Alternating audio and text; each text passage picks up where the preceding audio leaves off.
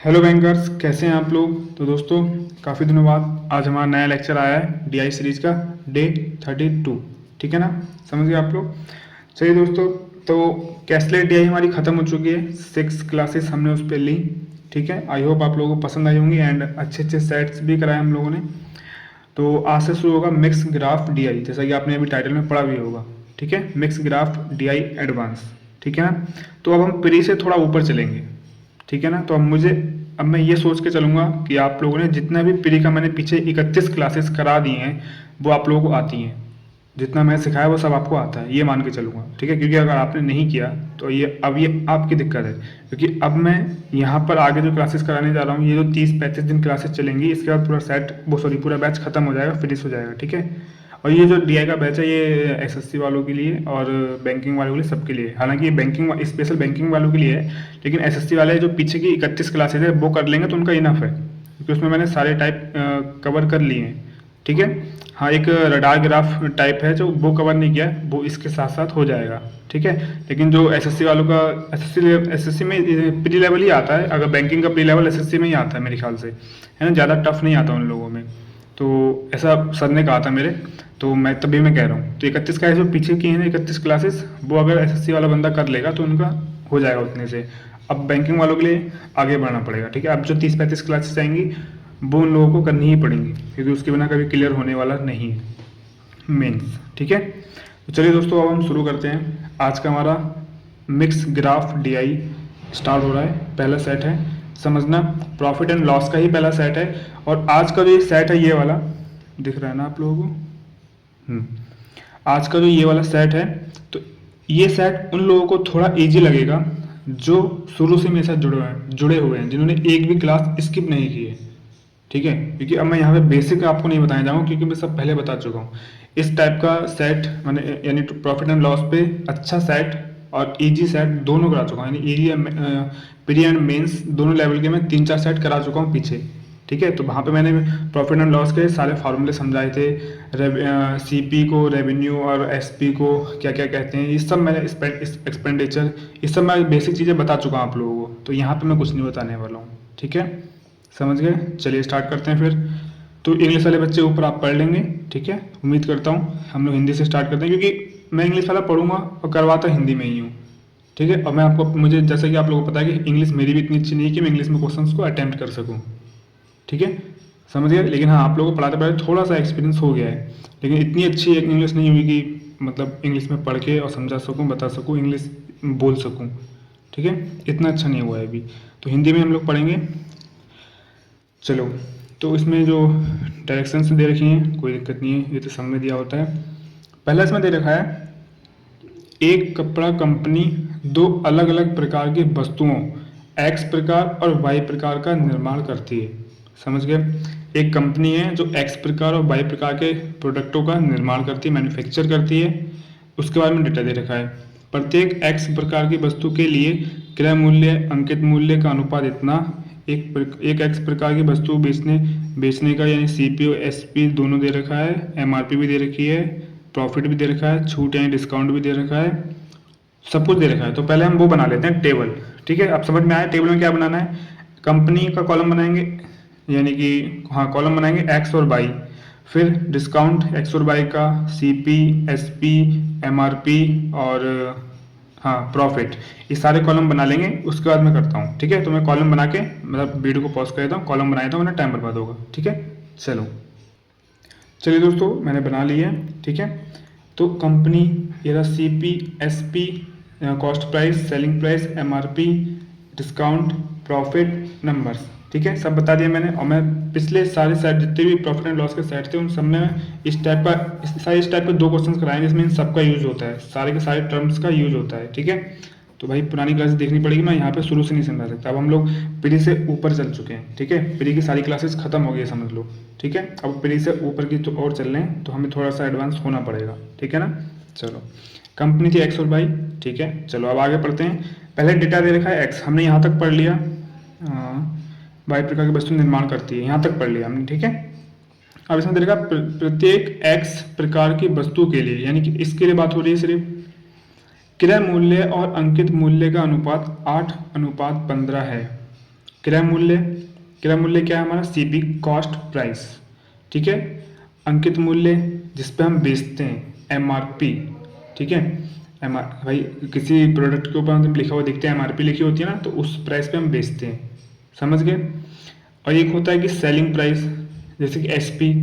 MRP क्या होती है? जो प्रोडक्ट पे लिखी हुई होती है। हम एमआरपी मार्केट जो प्राइस होता है ना, तो मार्केट रेट प्राइस शायद इसकी फुल फॉर्म होती है, शायद कंफर्म नहीं है मेरे को, लेकिन ये होता है। तो मार्केट की जो प्राइस होती है वो लिखी रहती है, अब दुकान वाला उसे कितने में बेच रहा है वो होता है सेलिंग प्राइस, समझ गए। चलो, ये सब चीज़ें मैं सिखा चुका हूँ आप लोगों को पहले। तो एक्स प्रोडक्ट की बात हो रही है, क्रय मूल्य और अंकित मूल्य का अनुपात। अरे यार मैंने एक चीज़ गलत लिख दी। एक कपड़ा कंपनी, ये प्रोडक्ट है, प्रोडक्ट ये होना है एक्स और वाई, यहाँ पे कंपनी नहीं आएगा, कंपनी तो एक ही है ना, ये प्रोडक्ट है एक्स और वाई, यहाँ पे प्रोडक्ट लिख लो, प्रोडक्ट, ठीक है। एक्स और वाई प्रोडक्ट है, कंपनी नहीं। ये पूरा जो है डेटा एक कंपनी है, एक अकेली कंपनी उसका है ये, वो दो प्रोडक्ट बनाती है एक्स और वाई, ठीक है। हाँ, तो एक्स में जो डेटा देखा, एक्स प्रकार की वस्तुएं बेचने पर, नहीं, प्रत्येक एक्स प्रकार की वस्तु के लिए क्रय मूल्य यानी कि सीपी और अंकित मूल्य यानी कि एमआरपी 8:15 के अनुपात में है। तो इसको मैं क्या मान लेता हूँ, इसका और इसका रेशियो दे रखा है एक्स वाले के लिए, यानी कि इस वाले बॉक्स का, इस वाले बॉक्स का हमें दे रखा है 8:15, तो मैं से 8x मान लेता हूँ, इसे 15x मान लेता हूँ। 8x 15x, एक्स इसलिए मान रहा हूँ क्योंकि मुझे एक्चुअल वैल्यू नहीं पता है, मैंने मान ली है, ठीक है। तो एक्चुअल वैल्यू मानने के लिए मुझे एक्स का मान निकालना पड़ेगा। हालांकि आप लोगों को समझ में आ गया होगा क्योंकि इस टाइप के क्वेश्चन हम लोग काफ़ी कर चुके हैं। अब आगे बोल रहा है कि एक एक्स प्रकार की वस्तु बेचने पर अर्जित लाभ उसी वस्तु पर अनुमत यानी कि जो अनुमत छूट या जो डिस्काउंट दिया गया से 80% अधिक है। यानी कि एक्स की बात चल रही है, उसने बोला एक एक्स प्रकार की वस्तु बेचने पर अर्जित लाभ यानी कि जो प्रॉफिट है वो छूट से 80% अधिक है, डिस्काउंट से 80% अधिक है, यानी कि ये जो है वो डिस्काउंट से 80% मोर है, अधिक है। तो इस चीज को हम नोट कर लेते हैं कहीं पर, प्रॉफिट बराबर डिस्काउंट 80% मोर, समझ गए आप लोग, ठीक है। डिस्काउंट वो लगाओ डॉट, ठीक है। क्या है? प्रॉफिट डिस्काउंट से 80% अधिक है, ये चीज़ मैंने लिख दी। ये मैंने नोट क्यों कर दी? क्योंकि इसका भी काम पड़ेगा, दिख रहा है ना आप लोगों को, ठीक है। तो आगे चलते हैं। अब इसमें क्या बोला हम लोगों से? अब हम लोगों से बोला कि x प्रकार की 600 वस्तुओं को बेचने से, अब 600 वस्तु यानी कि x के जितने प्रोडक्ट हैं, x प्रकार x टाइप के जितने प्रोडक्ट हैं वो 600 हैं टोटल। तो नंबर लिख लो यहाँ पे 600 है, ठीक है, ये भी पता चल गया। अब क्या पता चल रहा है हम लोगों को? x प्रकार की 600 वस्तुओं को बेचने से अर्जित कुल आय 75,000 रुपये है। यानी कि x के टोटल प्रोडक्ट 600 हैं, x टाइप के जो टोटल प्रोडक्ट हैं वो 600 हैं। अब इन 600 को बेचने पर जो रेवेन्यू प्राप्त हुआ है, आय मिली है, आय वो क्या है हमारा? 75,000 है टोटल। अभी हमने सवाल में पढ़ा, इसके अंदर पढ़ा, ठीक है। 75,000 है, तो x द्वारा जो रेवेन्यू हो रहा है, चलो, तो x द्वारा जो रेवेन्यू हम लोगों को हो रहा है, x द्वारा रेवेन्यू वो है 75,000 रुपये टोटल, ठीक है। ये प्रॉफिट नहीं है, रेवेन्यू है, उसने 600 बेच कर, इसके अंदर उसकी कॉस्ट प्राइस भी है, इसी के अंदर उसका प्रॉफिट भी है, ठीक है, टोटल। तो अब हम इससे, हमारे पास ये बचा है, मतलब ये पता है, तो इससे हम क्या निकाल सकते हैं? इससे हम एसपी निकाल सकते हैं, सेलिंग प्राइस निकाल सकते हैं। कैसे निकाल सकते हैं? क्योंकि हमें मालूम है कि जो टोटल रेवेन्यू है क्या होगा?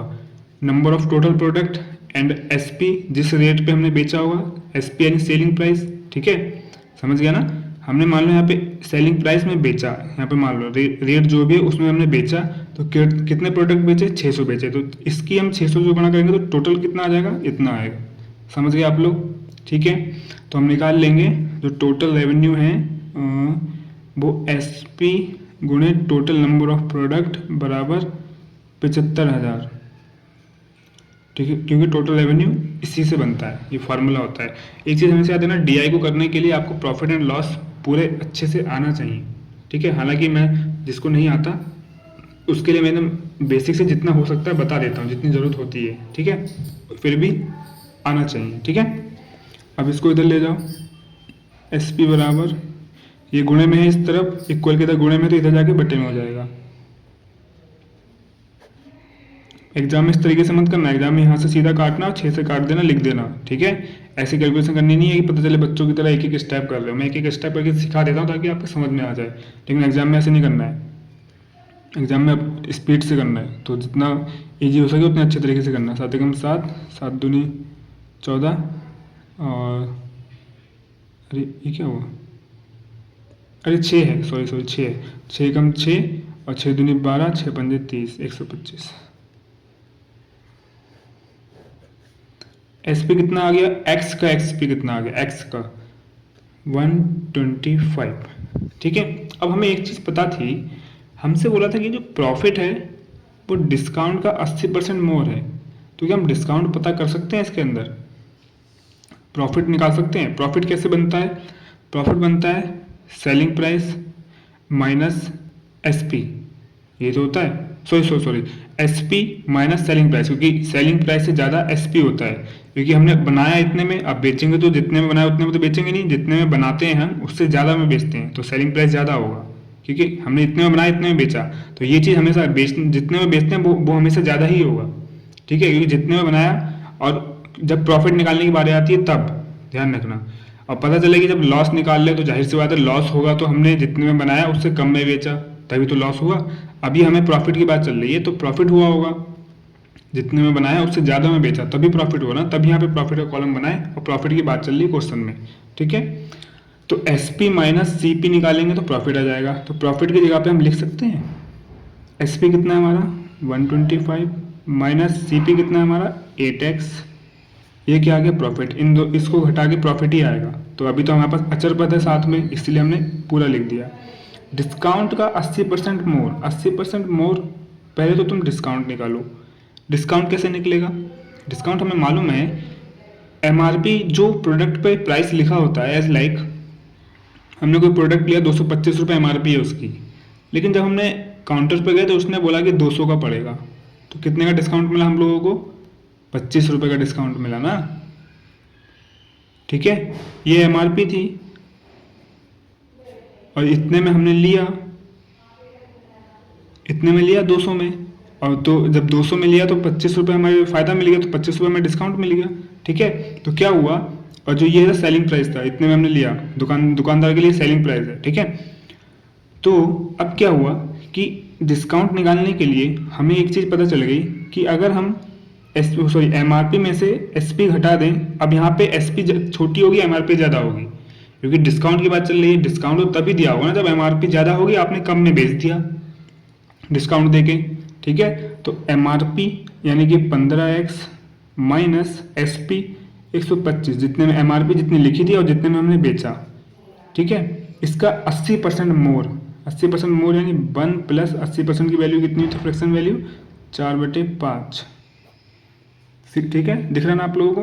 तो इसको हम क्या पूरा लिख सकते हैं, एक मिनट को, 15x माइनस 125, इसको लिख सकते हैं 5/9/5, ठीक है। तो बराबर में हमारा 125 माइनस 8x चल ही रहा है। ये वाला इधर गुणे में है, वो सॉरी बटे में है, ये 5 बटे में है, तो इधर जाएगा तो गुणे में चला जाएगा। 125 माइनस 8x गुणे 5 बराबर इसके गुणे में क्या आ जाएगा, 15x माइनस 125 गुणे 9, ठीक है। समझ में आ रहा है, दिख रहा है। चलो थोड़ा सा लाइट को पास में कर दूं क्या, ठीक है। एंड अब इसकी गुणा इसमें करो, इसकी गुणा इसमें करो, इसके इसमें फटाफट करके लिख दो। 125 पंजे 5 में 5, 25 पंजे 125, 625, 8 पंजे 40x, 15 में 135। अब ये मत कहना कि आपको गुणा फटाक से जल्दी जल्दी करनी नहीं आती, जोड़ना जल्दी जल्दी नहीं आता, ये फिर आपकी गलती है, ठीक है। 9 एकम 900, 25 निमा 5 दूनी 10, 12 निमा 108 यानी 1080, और 9 पंजे 45, 1080, 1100 और 1125, ठीक है ना। तो अब हमें क्या करना है, एक्स वाले एक तरफ ले लो, और ये जो बिना एक्स वाले हैं वो एक तरफ ले लो। तो ये माइनस का 40 इधर जाएगा तो प्लस का हो जाएगा। तो 135 में जब 40 एक्स जुड़ेंगे तो कितना हो जाएगा? 175 एक्स। 175 एक्स। अब ये वाला इधर आ जाएगा, ये माइनस का इस तरफ, इधर आके प्लस का हो जाएगा। 1125 में अगर मैं 625 जोड़ दूँ तो 1750 हो जाएगा। ठीक है, 1750। अब इधर वाला ये गुणे में है तो 1750 बटे एक्स 10 बार में जाएगा, x बराबर 10 आ गया। ठीक है, तो x का मान आ गया हमारा 10। अब x का मान सब में लगा दो फटाफट। इसमें लगाएंगे x का मान 10 लगा देंगे तो कितना हो जाएगा? 80। इसमें लगा देंगे तो ये कितना हो जाएगा? 150। अब डिस्काउंट क्या होता है? डिस्काउंट अगर नहीं मालूम तो ये देख लो। ठीक है, डिस्काउंट अभी हमने लिखा था 15x माइनस 125। तो अगर तुम 150 में से 125 घटाओगे तो कितना बचेगा हमारे पास? 150 में से 125 घटाएंगे तो 25 बचेगा। ठीक है, और प्रॉफिट क्या लिखा था हमने? 125 माइनस 80। तो 80 में से अगर 20 तो 45 हो जाएगा। ठीक है, समझ गए? समझ में आ गया ना? प्रॉफिट ये है।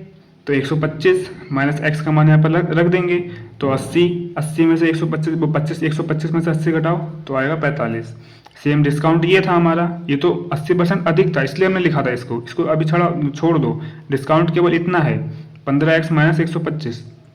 तो 15x में 10 से गुणा कर देंगे, यानी x का मान रखेंगे तो 150 में से 125 घटाएंगे तो आ जाएगा डिस्काउंट 25। ठीक है, इस तरीके से यहाँ पे नहीं समझ में आया तो यहाँ पे भी आप कर सकते हो। कैसे? डिस्काउंट क्या होता है? MRP में से SP घटा दो, यानी कि 150 में से 125 घटा दो 25 आ गया डिस्काउंट। प्रॉफिट क्या होता है? जो प्रॉफिट होता है, मैं भी भूल गया क्या, हाँ, SP में से आप CP घटा दो तो आपका प्रॉफिट आ जाएगा, जितने में बेची और जितने में बनाया था।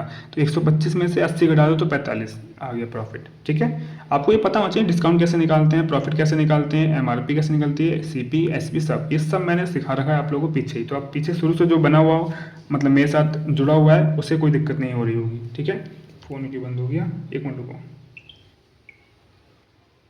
चलो अब बढ़ते हैं y की ओर। x का पूरा डेटा हमारे पास निकल के आ गया है। ठीक है, अब y की बारी है। y में क्या दिक्कत बोल रहा है? दिक्कत नहीं, मतलब y में क्या बोल रहा है? x का टोटल डेटा निकल के आ गया। y के लिए बोल रहा है प्रत्येक y प्रकार की वस्तु के लिए एक वस्तु का क्रय मूल्य उसी वस्तु के अंकित मूल्य का 70% है। इतना सा बोल रहा है। कहने का मतलब है कि y प्रकार की एक वस्तु के लिए एक वस्तु का क्रय मूल्य यानी कि जितने, हाँ, CP। तो CP बराबर y की बात चल रही है अब। ठीक है, ये ध्यान रखना, ये टोटल कितना था? x की बात चल रही थी यहाँ तक, अब y की बात चलेगी। तो CP बराबर क्या बोल रहा है? उसी वस्तु के अंकित मूल्य का 70% है। तो CP बराबर अंकित मूल्य यानी MRP का 70%। ये एक बात बोली है y के लिए, हमेशा याद रखना, y की बात चल रही है यहाँ पे। तो y के लिए बोला कि जो CP है वो MRP का 70% है, ये बोल दिया साफ साफ। y प्रकार की वस्तु को बेचने पर अर्जित लाभ यानी जो प्रॉफिट है, और उसी वस्तु पर दी गई छूट का अनुपात 2:1 है, यानी कि y में प्रॉफिट एंड डिस्काउंट का अनुपात देखा 2:1। प्रॉफिट 2x मान लें तो डिस्काउंट x हो जाएगा। ठीक है, क्योंकि ये 2:1 का अनुपात है, तो एक लिखो चाहे मत लिखो, बात एक ही है। 2x और x, इतना पता समझ में आ गया। चलो, y प्रकार की 700 वस्तुओं को बेचने से उत्पन्न कुल आय 1,26,000 है, यानी कि 700 उसके टोटल प्रोडक्ट्स हैं y टाइप के, और उससे प्रॉफिट कितना हो रहा है, रेवेन्यू कितना हो रहा है टोटल, y का टोटल रेवेन्यू कितना है? 1,26,000 रुपए। तो अब देखो कि हम क्या निकाल सकते हैं। अब पूरा ये जो पूरी DI है ये समाप्त हो गई, इससे कोई लेने देन नहीं है, इसे साइड में रख देते हैं। ठीक है, अब हमें देखो डिस्काउंट पता है x हमारे पास, प्रॉफिट है 2x, numbers total products by type के 700।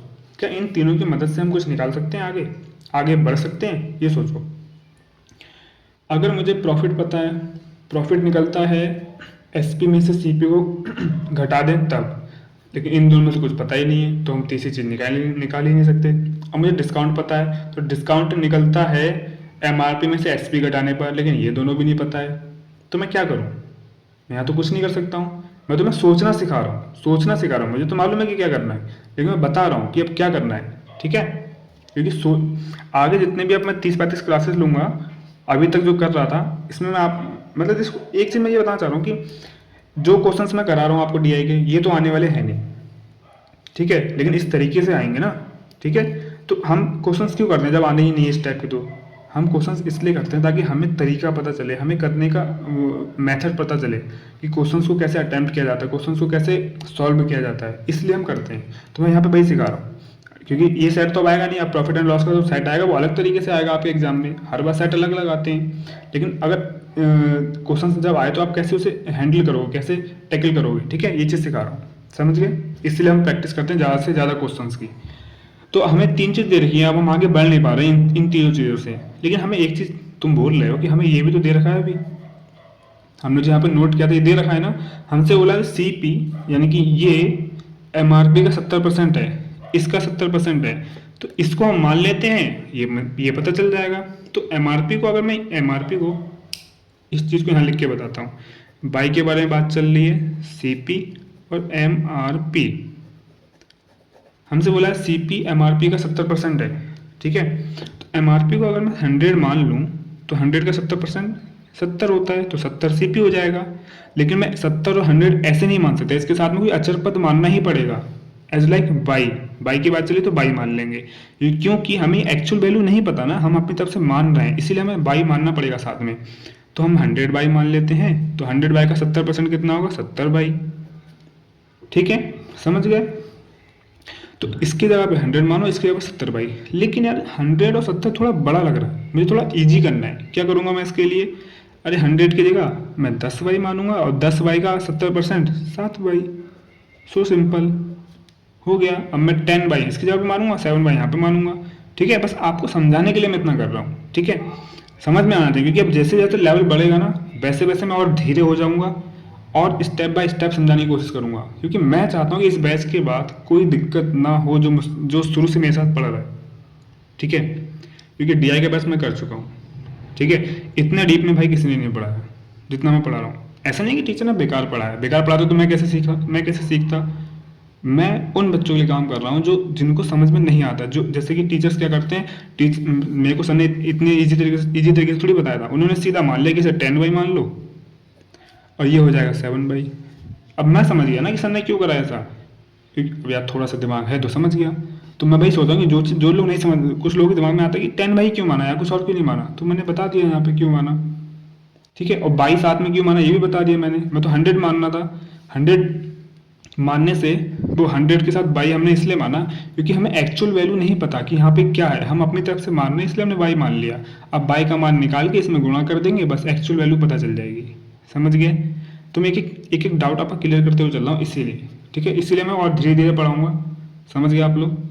ठीक है ना? चलो, कोई डाउट नहीं रह गया इस बार, इतने से चीज़ में कोई डाउट नहीं रह गया होगा। चलो, अब हमें क्या पता चल गया? हमें 10 बाई 7 बाई CP और MRP मिल गई, ठीक है? और डिस्काउंट मिल गया, प्रॉफिट मिल गया 700। एक चीज़ और रुको, SP कहीं दे रखी है क्या इसके अंदर? SP तो कहीं नहीं दे रखी है। एक मिनट, मुझे थोड़ा डाउट लग रहा है, ठीक है? 1 मिनट रुक जाओ। चलिए दोस्तों, एक गलती हो रही है, कहाँ हो रही है? वो ये कि हमने यहाँ पे x मान लिया, यहाँ पे y मान लिया है। या तो अगर यहाँ x माना है तो यहाँ पे भी x मानो, अगर यहाँ y है तो यहाँ पे y, मतलब एक इस लाइन में हमें एक ही प्रोडक्ट का डेटा है ना पूरा, तो इसमें हम अलग अलग नहीं मान सकते, ठीक है? यही मेरे से मिस्टेक हुई थी, मैं दोनों जगह अलग अलग मान लिया। तो यहाँ पे या तो यहाँ पे x कर लो, या तो यहाँ पे y कर लो, या तो पूरे में y मान लो या तो पूरे में x मान लो, ये कहना चाह रहा हूँ, ठीक है? तो हम x भी मान सकते हैं, ठीक है? लेकिन y की बात चल रही है तो y ही मान लेते हैं, ठीक है? जैसे ऊपर x की बात है तो हमने सब में x माना, तो नीचे y की बात है तो सब में y मान लेंगे, ठीक है? इतनी सी मिस्टेक हुई तभी थोड़ा सा कंफ्यूज हो गया। तो ये y है, ठीक है? ये भी 2y है। अब ठीक है, अब आगे बढ़ते हैं। तो हम क्या कह रहे थे फिर? 1 2 3 4 5 x की पांचों चीज़ें पता चल गई, SP नहीं पता चला। तो SP तो हम निकालना जानते हैं, कैसे निकलेगा? हमारे पास टोटल रेवेन्यू दे रखा है, ये टोटल रेवेन्यू आया कहाँ से? इन 700 प्रोडक्ट को बेच कर आया। इन 700 प्रोडक्ट की वैल्यू क्या है? एक प्रोडक्ट की वैल्यू है एसपी, यानी कि यहाँ पे जो होगा वो एक प्रोडक्ट की वैल्यू है, तो इस एक प्रोडक्ट की वैल्यू की गुणा इन 700 प्रोडक्ट से कर देंगे तो हमारा टोटल रेवेन्यू निकल के आ जाएगा। सिंपल है, बहुत सिंपल। तो एसपी गुणे 700 टोटल प्रोडक्ट्स, इन दोनों की गुणा करके आएगा 1,26,000। अब डबल जीरो काट दो, 7 से डायरेक्ट काट दो, 7 एकम एस पी बराबर 7 एकम 7 और 7 5 7 अट्ठे 56, एक 0, एस पी आ गया 180 रुपये। हो गया इजी, 180 रुपये। चलो अब हम क्या कर सकते हैं इसके अंदर, अब डिस्काउंट निकाल सकते हैं। कैसे डिस्काउंट निकलता है हमारा, एमआरपी में से एसपी घटाने पर। तो एमआरपी पता है, एसपी पता है, डिस्काउंट मालूम है, बस कर दो। डिस्काउंट निकालने के लिए एमआरपी माइनस एसपी, तो एमआरपी कितनी है हमारी 10/, माइनस एसपी कितनी है 180, बराबर कितना आ जाएगा डिस्काउंट। ठीक है, डिस्काउंट हमारे पास वाई है, तो इसको सॉरी इसको मत ले जाओ, एक काम करो, इसको इधर ले जाओ, इसको इधर ले जाओ। हाँ, तो ये जब इधर जाएगा तो माइनस का हो जाएगा, तो 10/, में से 1/, चला जाएगा तो आएगा 9/। ये इधर जाके प्लस का हो जाएगा तो 180, 9 दूनी 18, y बराबर 20 दिख रहा है। ठीक है, y बराबर 20 आ गया, तो y बराबर 20 आ गया, इसका मतलब y का मान सब में रख दोगे तो आंसर आ जाएगा। यहाँ पे केवल y है तो यानी कि 20, यहाँ पे 2y है तो 2 दूनी 4 यानी 40y, यहाँ पे 10y है तो 2 से गुणा करेंगे तो 200 हो जाएगा पूरा, इसकी जगह पे पूरा 200 लिख दो। ठीक है, यहाँ पे 7/, 7 दूनी 14 यानी कि 140 हो जाएगा। लो हो गया क्वेश्चन सॉल्व इजी तरीके से। ये आ गया 40, वो 140, 180, 200, 20, 40, 700, सारा डेटा पता चल गया। ठीक है, समझ गए आप लोग। तो ये था सेट।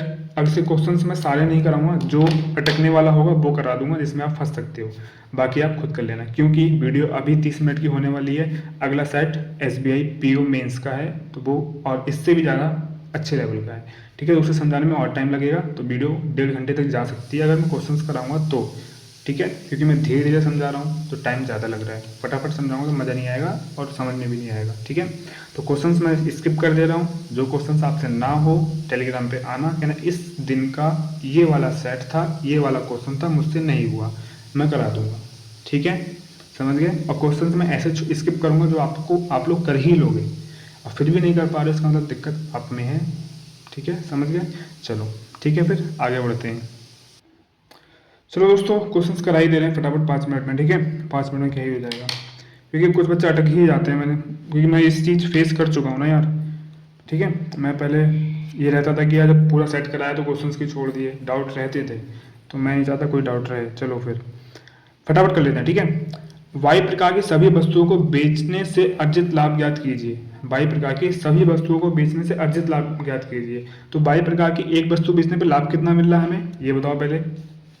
वाई प्रकार की एक वस्तु को बेचने पर कितना लाभ मिल रहा है, 40 रुपये मिल रहा है ना। ये सब जो डेटा दे रखा है एक वस्तु का दे रखा है। ठीक है, एक वस्तु का सीपी 140, एक वस्तु का एसपी 180, एक वस्तु की एमआरपी 200, एक वस्तु पर डिस्काउंट 20, एक वस्तु का प्रॉफिट 40। ठीक है, तो सभी प्रकार के पूछ रहा है, मतलब वो सभी वस्तुओं पर पूछ रहा है। सभी वस्तुएं हैं कितनी 700, और प्रॉफिट एक वस्तु पर 40, तो एक का जब 40 है तो 40 से गुणा जब 700 में कर देंगे तो 700 का प्रॉफिट मिल जाएगा, तो हमें सबका पता चल जाएगा। तो 728 यानी कि 28,000, ये देखो 28,000 फिफ्थ ऑप्शन। ठीक है, ये भी हो गया। चलो आगे बढ़ते हैं। आप बहुत ईजी है, बस हमें ये चीज़ करनी होती है। मेंस लेवल में यही होता है। क्या होता है, ये सेट ऐसा दे देंगे कि आपसे एक गलती हुई पूरा सेट बेकार, आप question easy easy easy 1-1 2-2 3-3 second के क्वेश्चंस भी नहीं कर पाओगे आप।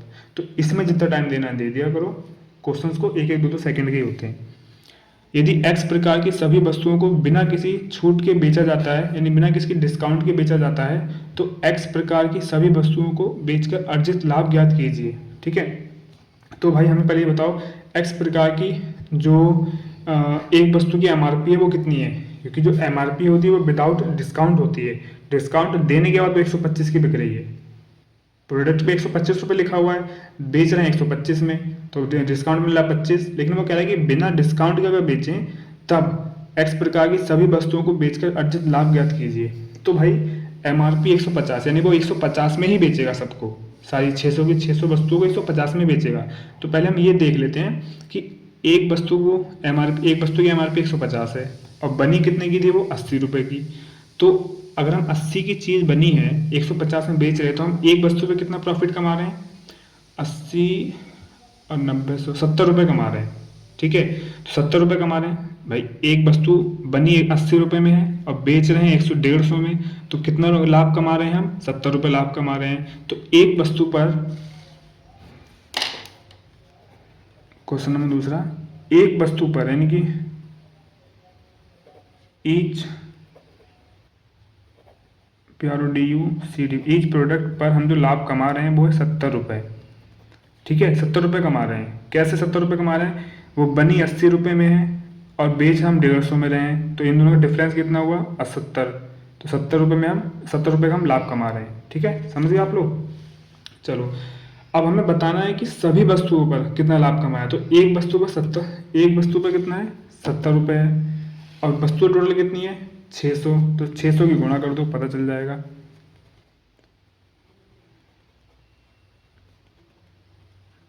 हो गया 742,000, 1 2 3, हाँ 42,000। फोर्थ ऑप्शन है 42,000। समझ गए आप लोग। अब इसे कुछ इसमें पेन ना, पहले क्वेश्चन में पेन चलाने की जरूरत थी ना, इसमें भी चलाने की जरूरत थी और ना ही आगे पड़ेगी, देख लेते हैं। तो इसका भी हो गया, फटाफट आगे बढ़ते हैं। पूछ रहा है एक्स, प्रत्येक एक्स प्रकार की वस्तु के विक्रय मूल्य, प्रत्येक एक्स प्रकार की वस्तु के विक्रय मूल्य कितना है, विक्रय मूल्य 125। विक्रय मूल्य यानी कि जितने में हमने बेची, वो कितने में बेची, एसपी सेलिंग प्राइस 125 रुपये में, सॉरी यार, ठीक है 125 रुपये में बेची। तो ये, और 22 प्रकार की वस्तु के क्रय मूल्य, क्रय मूल्य कितना है, यानी कि जितनी की हमने बनाई थी 140, क्रय मूल्य यानी कॉस्ट प्राइस 140। ठीक है, एक्स का सेलिंग प्राइस पूछ रहा है और सीपी बाई का सीपी कॉस्ट प्राइस। तो इसका और इसके बीच का रेशियो पूछ रहा है, बीच अनुपात ज्ञात कीजिए, रेशियो ज्ञात कीजिए। 125 अनुपात 140। क्वेश्चन नंबर 3, 125 अनुपात 140, 5 दूनी 10, 5 पंजे 25, 5 दूनी 10, 5 अट्ठे 40, 25 अनुपात 8, सॉरी 25 अनुपात 28। दिख गया ना आप लोगों को, हाँ 25 अनुपात 28। तीसरा ऑप्शन है 25 अनुपात 28। ठीक है, फिर आगे बढ़ते हैं। प्रत्येक एक्स प्रकार की वस्तु पर अर्जित लाभ, एक्स प्रकार की प्रत्येक वस्तु पर अर्जित लाभ कितना है, 45 रुपये। एक्स प्रकार की प्रत्येक वस्तु पर अर्जित लाभ 45 रुपये हो रहा है। और प्रत्येक वाई प्रकार की वस्तु पर अर्जित लाभ का कितना प्रतिशत है, 40 रुपये। यानी कि वो 45 40 का कितना परसेंट है, ये पूछा है। तो आप लोग परसेंट निकालना जानते हैं, बहुत ईजी तरीके से सिखा रखा है। मेरे ख्याल से एक हफ्ते वीडियो नहीं आया तो आप लोग कहीं भूल तो नहीं गए। तो क्वेश्चन नंबर 4, नया वाला पेन है क्या, हाँ। तो 45 जिसका पूछा जाता है, सॉरी जिससे पूछा जाता है वो ऊपर, नहीं मतलब जिसका पूछा जाता है वो ऊपर और जिससे पूछा गया है वो नीचे। बाई से पूछा गया है कि एक्स का जो प्रॉफिट है वो बाई के प्रॉफिट से कितना परसेंट है, गुणे 100। इसमें 100 की ज़रूरत शायद पड़े, देख लेते हैं। 5 निमा 45, 5 अट्ठे 40, तो 900 कर लो यहाँ पे बटे 8। तो 8 एकम 8 और फिर 8 एकम 8, फिर इधर 2, 8 दूनी 16 पॉइंट 112 के आसपास कुछ आएगा। अरे सॉरी दिखा नहीं आप लोगों को, सॉरी यार। मतलब जैसे हमने 5 से काटा तो 9 ऊपर 9 नीचे 8 आया, 9 की गुणा 100 में कर ली। 100 में इसलिए कर ली क्योंकि भाग करके आराम से हम परसेंटेज निकाल सकते हैं। ठीक है, यहाँ पे वो वाला काम नहीं करेंगे जो हम पहले करते थे, मतलब अभी तक कर रहे थे। तो 900 बटे 8 फटाफट भाग कर लो, 8 एकम 8, फिर 10 तो 8 एकम 8, फिर 20, 8 दूनी 16 पॉइंट में कुछ आएगा। तो 112 के आसपास देखो कोई परसेंटेज है क्या, 112.5% थर्ड ऑप्शन आ जाएगा। ठीक है, यही होगा क्योंकि 112 ही आ रहा है हमारा। चलो फिर अब नेक्स्ट सेट आ गया। ठीक है, तो इस सेट में भी टाइम लगेगा, बने रहना। वीडियो लंबी हो रही है, कोई बात नहीं, समझ में आना चाहिए। ठीक है, मेंस लेवल के एक बार हमेशा मेंस लेवल के सेट हैं तो वीडियो लंबी ही अब जाएगी 1 घंटे के ऊपर। ठीक है, इस बात को याद रखना। एंड एक चीज़ बतानी थी कि बेसिक मैथ सीरीज में हम लोग इंटीजर्स के बारे में बात करने जाएंगे अब। ठीक है, अब जो वीडियो आएंगे इंटीजर्स के ऊपर आएंगी, लेकिन उससे पहले मैं क्या सोच रहा हूँ, परसेंटेज टू फ्रैक्शन इसमें वाला मैं मतलब ये जो कन्वर्ट करने वाला ये बता दे रहा हूँ। हालांकि मैंने इस पर वीडियो देखी बहुत सारी यूट्यूब पे, कुछ खास नहीं है कि कोई ऐसी ट्रिक नहीं है, कोई ऐसा फार्मूला नहीं है कि परसेंटेज को फ्रैक्शन में कैसे करें। ठीक है, ऐसा कोई फार्मूला ट्रिक नहीं है। हमें याद ही करना पड़ेगा, लेकिन फिर भी मैं आपको ईजी वे में करने की कोशिश करता हूँ, ठीक है। तो वीडियो 1-2 दिन में या फिर कल परसों में बना के अपलोड कर दूंगा, ठीक है। उसे आप देख लेना। उसके बाद हम लोग इंटीजर्स पे जाएंगे। इंटीजर्स का मतलब पता है, जैसे एज लाइक, समझा देता हूँ थोड़ा सा। ऐसे माइनस का 5 गुणे माइनस के 3, तो बच्चों को इसमें दिक्कत होती है। माइनस प्लस जब गुणा करें तो क्या आता है, फिर मान लो कि ऐसा कुछ आ गया कि माइनस का 4/3 गुणा 2 से कर रहे हैं, और फिर प्लस 6, और फिर गुणा माइनस का 6, इस तरीके से। तो ये जो दिक्कतें होती हैं ना, तो ये आती हैं। अब ये जो बेसिक मैथ सीरीज है सबके लिए नहीं है, मैं पहले बता दे रहा हूँ। नीचे आगे आप लोग ये सब कमेंट मत करना कि इतनी ईजी सी चीज़, मतलब इतनी ईजी चीज़ें सिखा रहे हो। भाई सबके लिए नहीं, ये छोटे छोटे बच्चों के लिए है, छोटी क्लास में वो देख सकते हैं, और जिनकी मैथ अच्छी नहीं है, जिनको इन सब चीज़ों में दिक्कत आती है, वो देख सकते हैं, क्योंकि सिंप्लीफिकेशन में हम लोग को इन सब चीज़ों की दिक्कतें आती हैं, ठीक है। तो मैं करवा रहा हूँ, ठीक है। ये समझ सकते हो कि बैंक लेवल का नहीं है वो, ठीक है। बस वो देखे जिसको ज़रूरत है, और कोई नहीं, ठीक है ना। चलो, तो उसे भी हम शुरू कर रहे हैं हल्के हल्के। कोशिश करूँगा कि फटाफट वीडियोस पे भी डालते रहें, तो अच्छा रहेगा। एंड आप लोगों ने अगर स्क्वायर वाली वीडियो नहीं देखी तो आप लोग जाके देख लो। बड़ा बेकार रिस्पॉन्स आया उसके ऊपर, मुझे उम्मीद नहीं थी कि इतना बेकार आएगा। अगर इतना बेकार आया है, इसका मतलब आप लोगों को स्क्वायर्स आते हैं, ठीक है। चलो कोई बात नहीं, फिर बढ़ते हैं नेक्स्ट सेट की ओर। पहला सेट कंप्लीट हो गया। चलो, तो दोस्तों ये रहा हमारा दूसरा सेट आज का, ठीक है। चलिए इससे फटाफट करते हैं हम लोग। इंग्लिश वाले आप लोग बच्चे पढ़ लेना, ठीक है। चलो हम हिंदी में बात करेंगे। ये रहा, ठीक है। आप लोगों को विजिबल होगा ना, ठीक है। SBI PO मेंस का ये सेट है, ठीक है। अच्छा खासा टाइम लगेगा इसमें, और समझना ढंग से, ठीक है। थोड़ा सा कॉम्प्लिकेटेड हो सकता है हमारे लिए, ठीक है ना। इसे एग्ज़ाम में भी 10 से 15 मिनट लग सकते हैं सॉल्व करने में, एग्ज़ाम में बता रहा हूँ, ठीक है। चलो, तो इसमें बोला है, निर्देश देखें कि 4 व्यक्ति एक सुपरमार्केट गए, और चारों व्यक्तियों ने एक निश्चित संख्या में तौलिए, चम्मच, बोतलें, बैग और कप खरीदे, ठीक है। तौलिए, चम्मच, बोतल, बैग एंड कप खरीदे। पर्सन शेयर 4 PQRS, ठीक है। चलो, प्रत्येक वस्तु का मूल्य एक समान है, यानी कि टॉबल्स का एक समान होगा। जितने में P ने लिया उतने में Q ने, उतने में R ने, उतने में S ने, यानी कितना भी हो सकता है, ठीक है। लेकिन ये जो वैल्यू दे रखी है, ये इन्होंने खर्च किया है। मान लो टॉवल 7 रुपये का है, एग्जाम्पल दे रहा हूँ, 10 रुपये का है, तो सबके लिए 10 रुपये का ही है। और स्पॉन्स अगर 15 रुपये का, तो सबके लिए 15 रुपये का होगा। बॉटल्स अगर 20 रुपये की, तो सबके लिए 20 रुपये की। सेम इसी तरीके से, ठीक है, कि जितने के भी होंगे सबके लिए सेम रुपये के होंगे, सेम प्राइस होगा, क्योंकि सुपरमार्केट एक ही है। एंड हाँ, मूल्य एक समान है। इसके अतिरिक्त प्रत्येक व्यक्ति द्वारा खरीदी गई प्रत्येक प्रकार की वस्तुओं की संख्या 5 क्रमागत पूर्णांक बनाती है।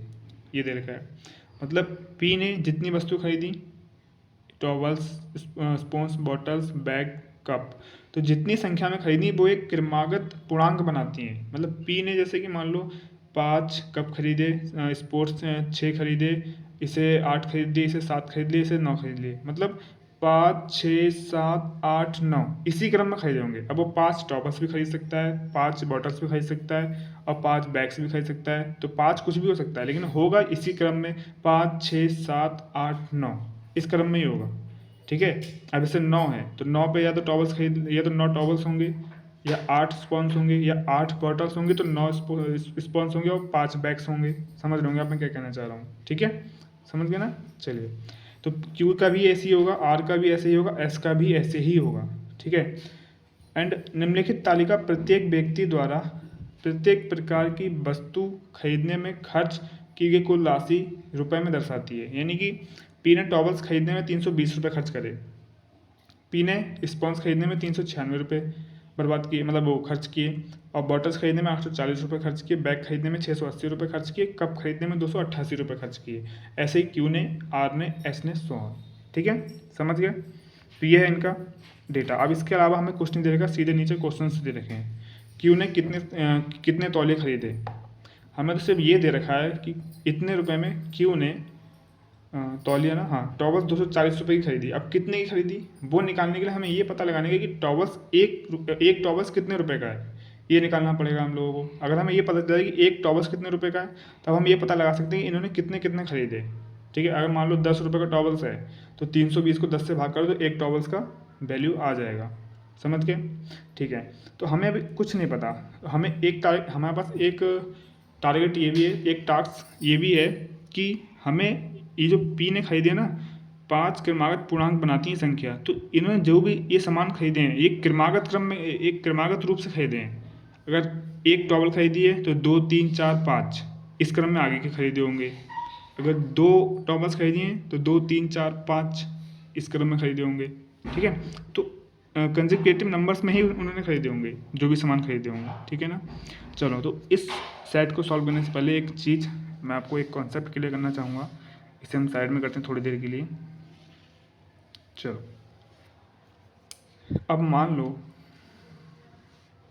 यहाँ पे आ जाते हैं। ठीक है, मान लो 4 व्यक्ति हैं, A B C D, 4 व्यक्ति हैं। ठीक है, और एक शर्ट है,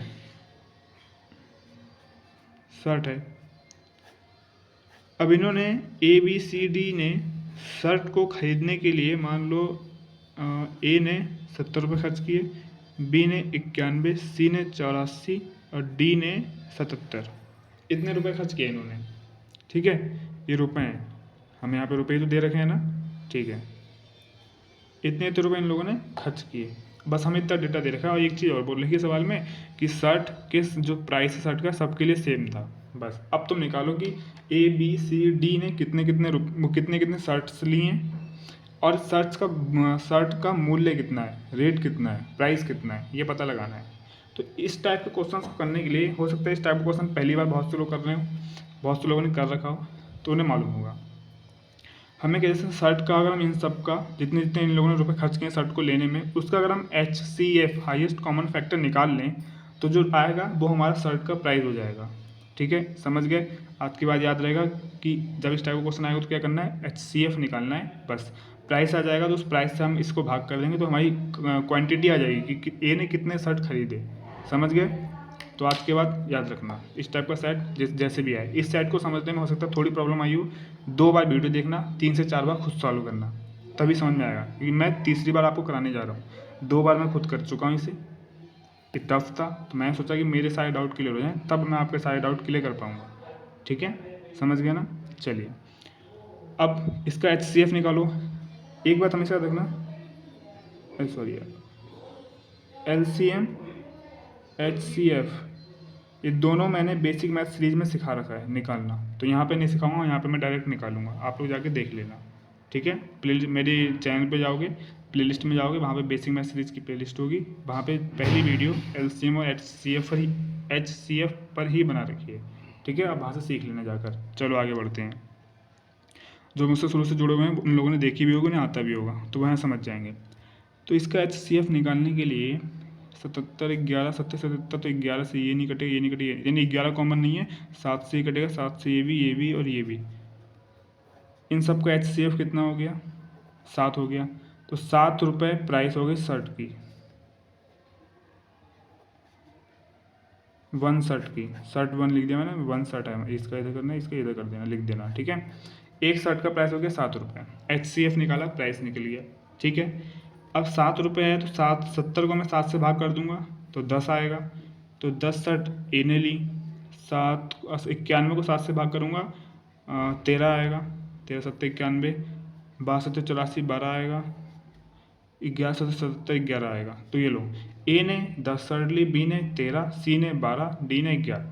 ठीक है, अब एक चीज़ देखना, 10 11 12 13 कंसेक्यूटिव नंबर है ना, क्रमागत पूर्णांक है ना ये सब के सब।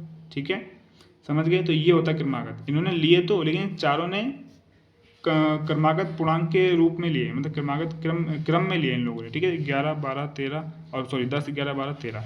ठीक है, तो इसी तरीके से हमें निकालना है कि P ने towels sponges bottles bag cup एक क्रमागत क्रम में लिए हैं, 5 क्रमागत संख्या के क्रम में लिए हैं, पूर्णांक संख्या के क्रम में लिए हैं। ठीक है, तो जितने भी लिए हो, कितने हमें नहीं पता, तो अगर ये लिया होगा, मान हमें बस एक क्रमागत क्रम बनाना है। अगर टॉवल्स 6 होंगे तो या तो ये 7 या 8 या 9 या 10 ऐसे हो सकता है, या अगर ये टॉवल्स 6 हैं तो ये भी तो हो सकता है कि ये 2 हो, ये 3 हो, ये 4 हो, ये 5 हो और ये 6 हो। इस तरीके से मतलब गिनती के क्रम में ही लिखना है हमें। ठीक है, समझा चुका हूँ। तो ये कॉन्सेप्ट समझ में आया कि जब हमें सिर्फ प्राइस मतलब किसी चीज़ पे खर्च रुपए दे रखे हों तो हम उसकी क्वांटिटी कैसे निकाल सकते हैं, उसका प्राइस कैसे निकाल सकते हैं। इसी कॉन्सेप्ट को हम अपने सेट में यूज़ करेंगे। थोड़ा सा समझा दिए ताकि आप लोगों को दिक्कत ना हो। ठीक है, चलो अब इधर आ जाओ। तो जैसा कि मैंने बताया, इन टॉबल्स का प्राइस निकालने के लिए हम इसका HCF निकालेंगे। ठीक है, HCF निकालने के बाद क्या करना है, इतना ईजी है नहीं इतना ही है। यहाँ पर तो सिर्फ एक चीज़ थी तो हमने निकाला, एक आया, काम खत्म, भाई हमारा रेट हो गया। लेकिन यहाँ पर नहीं, यहाँ पे 1 2 3 4 5 5 हैं। ठीक है, तो पाँचों के प्राइस हमें एज्यूम करने पड़ेंगे क्या क्या हो सकते हैं, फिर उसके बाद उनकी क्वांटिटी एज्यूम करनी पड़ेगी, फिर क्वांटिटी के अनुसार जो क्रमागत रूप से आ रहा होगा उसके अकॉर्डिंग जो प्राइस होगा वो हमारा प्राइस होगी, रियल प्राइस होगी। ठीक है, बहुत कुछ होगा, अभी समझना आपको। ठीक है, चलो तो ये वाली जो टेबल है यहाँ मैंने बना दी है। अब सवाल में कुछ नहीं बचा। सवाल में एक बात याद रखना, कि इसके अतिरिक्त प्रत्येक व्यक्ति द्वारा खरीदी गई प्रत्येक प्रकार की वस्तुओं की संख्या यानी क्वांटिटी 5 क्रमागत पूर्णांक बनाती है। बस इतनी सी बात याद रखना और चलते रहना इसको याद करके। ठीक है, चलो इसका HCF कितना होगा, इसका HCF होगा 0 0 0, सब में तो 10 तो होगा ही होगा, जाहिर सी बात है। तो 8 से ये तो ये कटेगा, ये नहीं कटेगा, 4 से ये कटेगा लेकिन ये नहीं कटेगा, 2 2 ये, हाँ ठीक है, इसका HCF हो गया 20। पहले HCF निकाल लेते हैं हम लोग। ठीक है, HCF निकालो, वो ज़्यादा, एक मिनट, चलो सबका HCF निकालो, उसके बाद क्या करना है वो बताऊँगा। इसका HCF कितना होगा, 12 7 84, तो 12 से ये भी कटेगा, ये भी कटेगा, ये भी कटेगा, 12 24, ये भी कटेगा, और 12 3 36, फिर 12 3 36, ये भी कटेगा। ठीक है, तो ये 12 से कट रहा है, तो 12 7 84, 7 से कट रहा है क्या, ये भी नहीं, ये भी नहीं, ये भी नहीं, हाँ ठीक है, तो 12 इसका HCF हो जाएगा। ठीक है, अब ये किससे कट रहा है, इसमें 0, इसमें 0, 24 को लिख सकते हैं हम 10 गुणे 24, 10 तो नहीं कटेगा तो 10 तो हट जाएगा, तो 24 आया, तो 12 दूनी 24, 2 से सब कटेंगे, 12 से ये भी, 12 कम 12, 12 चौक 48, 12 से ये भी कटेगा, 12 से ये भी कटेगा, तो 12 दूनी 24, इसका कितना आ गया 24, इसका HCF हो गया 24। इसका इन सब में 0 है, 10 तो होगा ही होगा, तो 10 होगा, और क्या हो सकता है, 18 को 180 को लिख सकते हैं, 18 गुना 10, तो 18 से ये भी कटेगा क्या, नहीं, फिर ये नहीं कटेगा, 8 से ये कटेगा, ये नहीं कटेगा, तो 2 से कटेगा, 2 से कटेगा, 2 से कटेगा, 2 से कटेगा, तो 10 दूनी 20, तो ये हो जाएगा 20। ठीक है, इसका HCF 20 आ गया इन सबका। ठीक है, अब ये है 48, 8 पंजे 40, 8 छः 48, 8 से ये कट रहा है क्या, 8 दूनी 16, ये भी कटेगा, 8 24, ये कटेगा, 8 दूनी 24, 28, ठीक है, ये भी कटेगा, तो इसका हो जाएगा 8। ठीक है, समझ गए, तो इसका HCF 20, इसका 12, इसका 24, इसका 20, इसका 8, इन सब का HCF 20 है, यानी हाईएस्ट कॉमन फैक्टर इन सब में हाईएस्ट कॉमन था 8, इन सब में हाईएस्ट कॉमन 20, इन सब में हाईएस्ट कॉमन 24, इन सब में 12, इन सब में 20। आप निकाल के देख लेना, मैंने वीडियो में सिखा रखा है हाईएस्ट कॉमन फैक्टर निकालना, यही आएगा। ठीक है, चलो, तो अगर ये आपको नहीं आता है निकालना, अगर आप जो मैंने आपको सिखा रखा है HCF निकालना नहीं आता है, तो आप अगर बच्चों की तरह निकालना सीखोगे, जैसे कि उस तरीके से होता है जो नॉर्मल हम लोगों ने बच्चों क्लासेस में सीख रखा, छोटी क्लासेस में, उस तरीके से HCF निकालोगे, बहुत टाइम लगेगा, तब तो आप इसे कभी कर ही नहीं पाओगे टाइम से। ठीक है, इस सवाल को, तो फिर आपका पेपर ही बर्बाद हो जाएगा। चलो, इस जैसे मैंने निकाला इस तरीके से निकालना। ठीक है, हालांकि मेरी स्पीड भी कम है और बढ़ जाएगी प्रैक्टिस करेंगे तो। ठीक है, चलो आप भी प्रैक्टिस करना, आपकी बढ़ जाएगी। तो अब 20 है, तो 20 के जो फैक्टर्स होंगे ना, वो टॉबल्स के प्राइस हो सकते हैं। ठीक है, समझ गए, तो 20 के फैक्टर्स क्या क्या हो सकते हैं, 1 से कटेगा, 2 से कटेगा, 4 से कटेगा, 5 से कटेगा, 6 7 8 9 10 से कटेगा, 20 से कटेगा। तो 20 के फैक्टर क्या क्या हुए, ये 1 2 4 5 10 20 ये हुए। तो टॉबल्स की प्राइस अगर 1 रुपये हुई तो ये 320 लेकर आया, अगर 2 रुपये हुई तो ये 320 का आधा 2 से भाग कर देंगे तो जितने आएगा उतना, यानी कि 150 170 वो 160 इतनी लेके आया। अगर 4 रुपये हुई तो 4 से भाग कर देंगे तो जितनी आएगा उतना लेके आया, इस तरीके से। ठीक है, हम 20 को 20 मतलब 20 को हमने इसकी प्राइस क्यों नहीं मांगा, क्योंकि हमसे बोला क्रमागत क्रम में लेके आए हैं, वो P क्रमागत क्रम में लेके आया है, तो हमें इन सबको क्रमागत क्रम में लाना ही पड़ेगा, वो हमारे पास टास्क है, उसके लिए हम ये प्रोसेस कर रहे हैं। वो चीज़ नहीं बोली होती तो 20 रुपये इसका हो गया होता, 12 रुपये इसका हो गया होता, 24 रुपये इसका हो गया होता और 20 इसका हो गया, 8 इसका हो गया होता। ठीक है, लेकिन एक क्रमागत क्रम में नहीं है। देख लो आप करके, अगर आप करना चाहो तो 20 से इसको भाग करोगे तो जो आएगा, फिर 12 से जो भाग करोगे जो आएगा, इनसे इनकी भाग करने पर पी का क्रमागत क्रम में नहीं आएगा।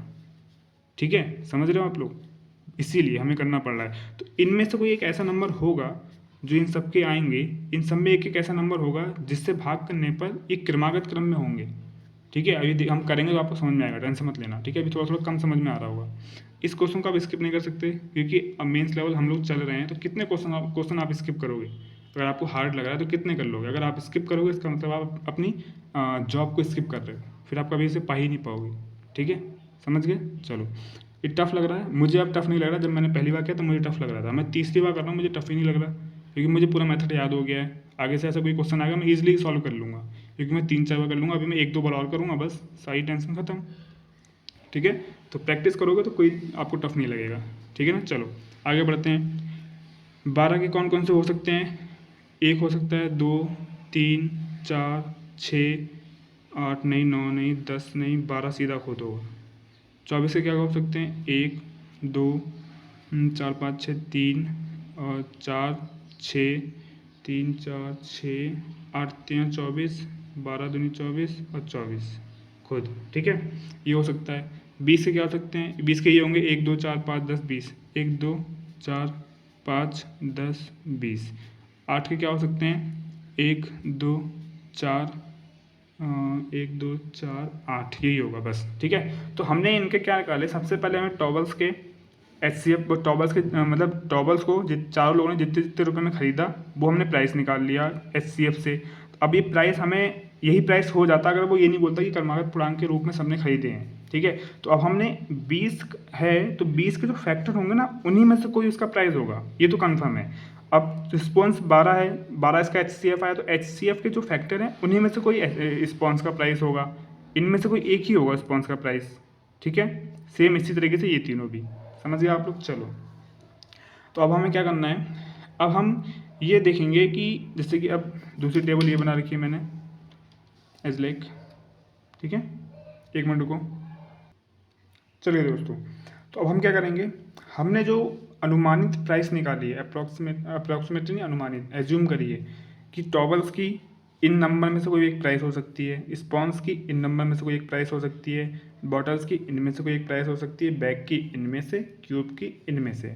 ठीक है, तो अब एक नई टेबल हमें बनानी पड़ेगी, वो है ये।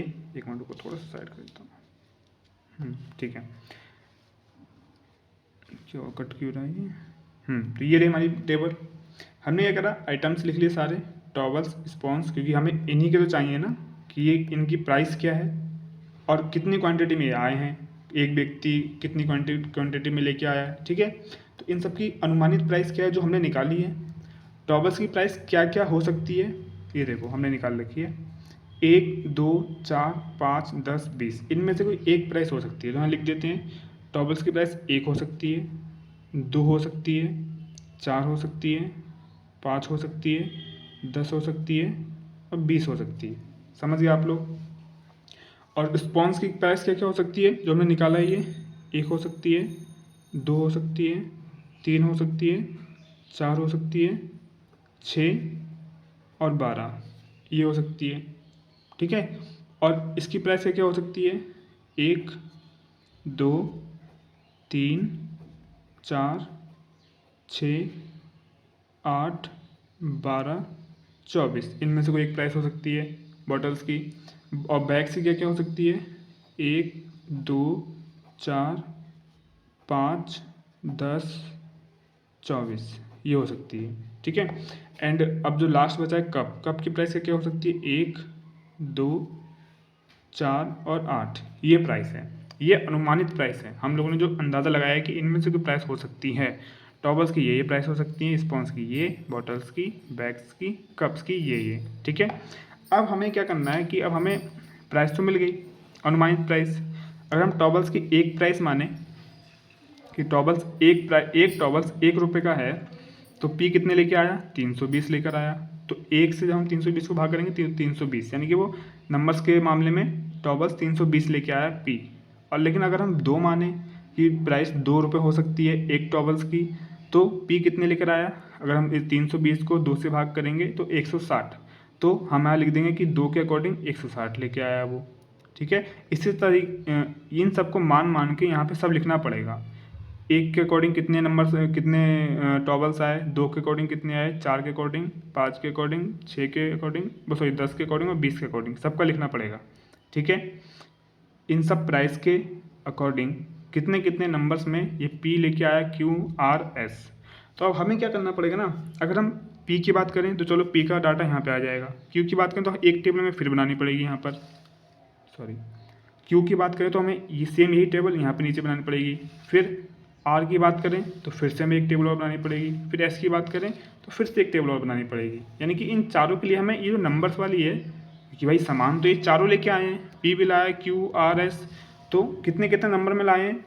ये डाटा तो सेम रहेगा, ये दोनों डेटा सबके लिए, लेकिन ये डाटा चेंज हो जाएगा क्योंकि सबने अलग अलग पैसे खर्च किए हैं। ठीक है, तो ये चीज़ हमें 4 बार बनानी पड़ेगी। तो हम 4 बार नहीं बनाएंगे ना, हम ये बेवकूफ़ी वाला काम नहीं करेंगे। हम क्या करेंगे, हम ये देखेंगे कि सबसे कम पैसे किसने खर्च किए हैं, तो हमारे लिए वो कैलकुलेशन ईजी हो जाएगी, क्योंकि नंबर छोटे छोटे होंगे तो हमारे लिए कैलकुलेशन करना भी ईजी हो जाएगा। ठीक है, ये दिमाग लगाने वाली चीज़ है।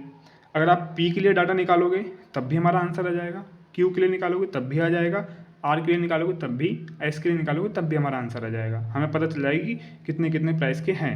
ठीक है, समझ गए। तो हम पी का नहीं निकालेंगे, पी में 320, 396, 840 बड़े बड़े नंबर हैं, हमें ही दिक्कत होगी उल्टा भाग करने में। क्यू के लिए 240, 300 ये भी बड़े नंबर हैं। आर के लिए 60, 96, 168, 80, 40। आर एक इकलौता ऐसा है जिसने 60, 96, 168, 80, 40 ये छोटे छोटे नंबर हैं। एस भी ले सकते हो, 80, 84, 240, 180, 48।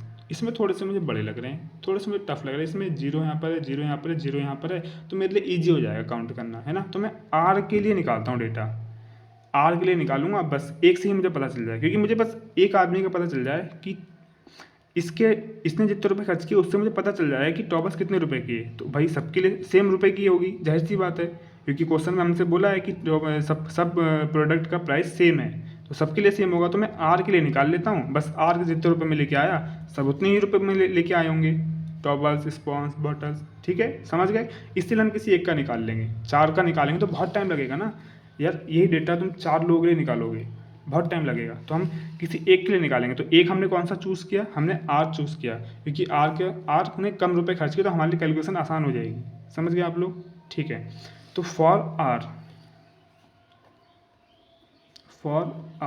आर के लिए हमें डेटा निकाल लें। इस डेटा से हमें पता चल जाएगा कि आर कितने कितने रुपए में वो लेके आया, क्या नाम है, ये सारी प्रोडक्ट्स खरीद के लाया। ठीक है, तो बाकी लोगों का भी हमें पता चल जाएगा। समझ गया ना। चलो, तो अगर टॉवल्स आर की पहले वैल्यू तो लिख लो, ये चीज़ ध्यान रखना। आर ने टॉवल्स के लिए 60 रुपये खर्च किए, ठीक है, 60 रुपये खर्च किए टॉवल्स के लिए, तो मैं आर का डेटा यहाँ लिख देता हूँ। आर ने कितने रुपए खर्च किए वो मैं लिख देता हूँ यहाँ पे साइड में। ठीक है, 60 रुपये टॉवल्स के लिए खर्च किए, 96 रुपये सॉफ्ट के लिए, स्पॉन्स के लिए, 168 रुपये बॉटल्स के लिए, 80 रुपये बैग्स के लिए, 40 रुपये कप के लिए। ठीक है, समझाने के लिए लिख जाऊँ ताकि बार बार मुझे ऐसे फिर ये ना करना पड़े, कभी ये टेबल दिखा रहा हूँ कभी ये टेबल दिखा रहा हूँ। तो यहाँ पे साइड में लिख दिया हमने। ठीक है, अब इसी पे काम करेंगे सिर्फ। चलो,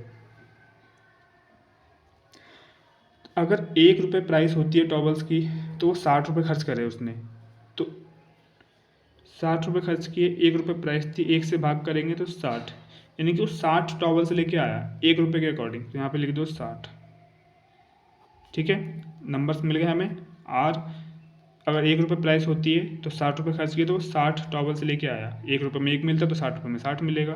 ठीक है, अगर 2 रुपये प्राइस होती है टॉवल्स की तो वो 60 के अकॉर्डिंग 60 रुपये खर्च किए उसने टॉवल्स लाने में, तो कितने लेके आया, 60 रुपये खर्च करके वो लेके आया, और टॉवल्स की प्राइस थी 2 रुपये, तो 30, तो वो 30 टॉवल्स लेके आया। चलो, अब 4 रुपये के हिसाब से 4 एकम 4 और 4 पंजे 20, हाँ 15। सेम 5 के हिसाब से 5 के 5 दूनी 10, 12, 10 के हिसाब से 10 छिंग 60, 6, 20 के हिसाब से 20 तियाँ 60, 3। समझ में आया कुछ आप लोगों को क्या करा मैंने। अगर 1 रुपये प्राइस होती है तो वो 60 रुपये खर्च करता है, तो कितने टॉवल्स लाता है? 60। अगर 2 रुपये प्राइस होती है तो वो 60 रुपये के टॉवल्स लाता है, तो 30 टॉवल्स आएंगे। अगर 4 रुपये प्राइस होती है तो वो 60 रुपये का लेके आता है, तो 15 टॉवल्स ला पाता है। अगर 10 रुपये प्राइस होती है तो 60 रुपये खर्च करता है, तो वो 6 टॉवल्स ला पाता है। 20 रुपये प्राइस होती है तो वो 60 रुपये खर्च करता है, तो वो 3 टॉवल्स ला पाता है। ठीक है, अगर किसी चीज़ की कीमत 20 रुपये है और वो 60 रुपये में लेके आया, तो कितने लेके आया? 20 तियाँ 60, 3 लेके आया। ठीक है, तो हमें क्वांटिटी पता चल गई, लेकिन ये आर की पता चली, सिर्फ ध्यान रखना, सिर्फ आर के बारे में डाटा है ये वाला। आर ने टॉवल्स इतने इतने ला सकता है, हमने अनुमान लगाया, या तो 60 टॉवल्स लाया, या 30, या 15, या 12, या 6, या 3। ठीक है, अभी हम इसमें पता लगाएंगे कितने लेके आया, क्योंकि हमें क्रमागत रूप से लेना है। तो अब सेम इसके बारे में ही ये करना है, इसके में भी इन सब के बारे में यही करना है, तो आप वीडियो को स्किप भी कर सकते हो। ठीक है, क्योंकि मैं तो करूँगा तो टाइम लगेगा ही मेरे को। 1 रुपये प्राइस होती है तो वो 96, ठीक है, तो वो 96 लेके आएगा। 96 रुपये खर्च किए तो 96 ही आएंगे। 2 रुपये अगर प्राइस होती है स्पॉन्ज की तो 96 रुपये खर्च किए तो कितने आएंगे? 2 से भाग करेंगे 96 को, तो 2 चौक 8 और 2 अट्ठे 16, 48। ठीक है, और अगर 3 रुपये होती है तो 3 तिया 9, 32। 4 रुपये होती है तो 4 दूनी 8, 4 चौक 16, 24। 6 रुपये होती है तो 6 कम 6 और 6 छिंग 36, 16। अब 12 रुपये होती है, 12 अट्ठे 96, 8। ठीक है, समझ गए? चलो सेम इसका भी ये करना। 1 होगी तो 168 लेके आएगा। 2 रुपये प्राइस होगी तो 168 का आधा कर दो फटाफट, 8 और 4, 84। और 3 का होगा तो 3 चौक 3 पंजे 15, 3 छिंग 12, ओ सॉरी 3 चौक बाद 3 छिंग 18, हाँ 15, और 1 और 8 18, 3 छिंग 18। ठीक है, 6 होगी तो 6 दूनी 12, 6 कम 6, 6 दूनी 12, और बचेगा कितना? अच्छा 1 मिनट, अगर 6 रुपये हुई तो कितना आएगा? 6 चौक, 1 मिनट, थोड़ा मैं गलत कर रहा हूँ क्या यार, इतने सारे नंबर में कुछ पता नहीं चल रहा है। 68 का हो गया, 2 का हो गया, 3 का हो गया, अच्छा 4 का करना है अब। तो 4 के अकॉर्डिंग 4 चौक 16, 4 दूनी 8, 42 होगा। ठीक है, 8 के अकॉर्डिंग 8 दूनी 16, 8 एकम 8, 21 होगा, ये 42 है। ठीक है, 12 के अकॉर्डिंग 12 एकम 12, 12 चौक 48, 14 होगा। 24 के अकॉर्डिंग 24, 24 का 7 चौक 28, 7 दूनी 14, 28 29, यहाँ 7 बार जाएगा। ठीक है, हो गया। अब 80 रुपये अगर खर्च करता है तो 1 रुपये प्राइस होगी तो 80 लेके आएगा, बैग की बारी। 2 रुपये प्राइस है तो वो कितने लाएगा? 40 लाएगा। 4 रुपये प्राइस होगी तो 4 दूनी 8, 20 लाएगा। अब देखो मैंने ये वाला थोड़ा सा टफ लगा, थोड़ा सा ये वाला टफ लगा, लेकिन 60 वाला भी जल्दी हो गया, 80 वाला भी जल्दी हो गया, 40 वाला भी जल्दी हो गया, क्योंकि 0 0 हमें याली कैलकुलेशन जल्दी आती है। अगर मैं ये ले लेता, ये वाला डाटा लेता तो मुझे इसमें और इसमें टाइम लगता, ये लेता तो सब में टाइम लगता, ये लेता तो सब में टाइम लगता, तो इसीलिए मैंने ये वाला लिया, क्योंकि इसमें 1 2 3 जगह 0 वाले थे तो जल्दी हो जाएगा। ठीक है, तो ये हमें थोड़ा दिमाग खुद लगाना पड़ेगा, किसको हम जल्दी कर सकते हैं। और 5 हुआ तो 5 एकम 5 हो जाएगा, और 5 अरे 1 मिनट क्या कर रहा हूँ मैं, गलती कर रहा हूँ क्या? 1 2 4 वाला हो गया, 5 वाला, 5 एकम 5, 5 छंग 30। ठीक है, 16 आएगा। और 10 वाला हुआ तो 8 आएगा। और 24 वाला हुआ तो 24 4, 24 कहाँ से आ गया इसके अंदर यार? यहाँ पे 24 कहाँ से आ जाएगा बैग्स में? अरे 20 है यार, थोड़ी सी गलती हो गई। 20 है, 1 2 4 5 10, यहाँ पे 20 आएगा, तभी तो 24 तो कट ही नहीं रहे हो, यहाँ पे 20 आएगा। ठीक है, 20 है ये, तो 20 होगा तो 20 चौक 80, 4 आएगा। फटाक से ये भी कर लो।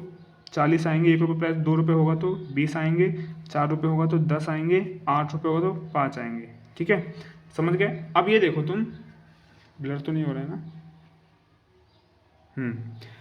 अभी चेक करो कि आर ने टॉवल्स कितने लाया, या तो 60 लाया, या 30, या 15, या 12, या 6, या 3। ठीक है, और आर स्पॉन्स कितने लाया, या तो 96, या तो 48, या तो 32, या 24, या 16, या 8।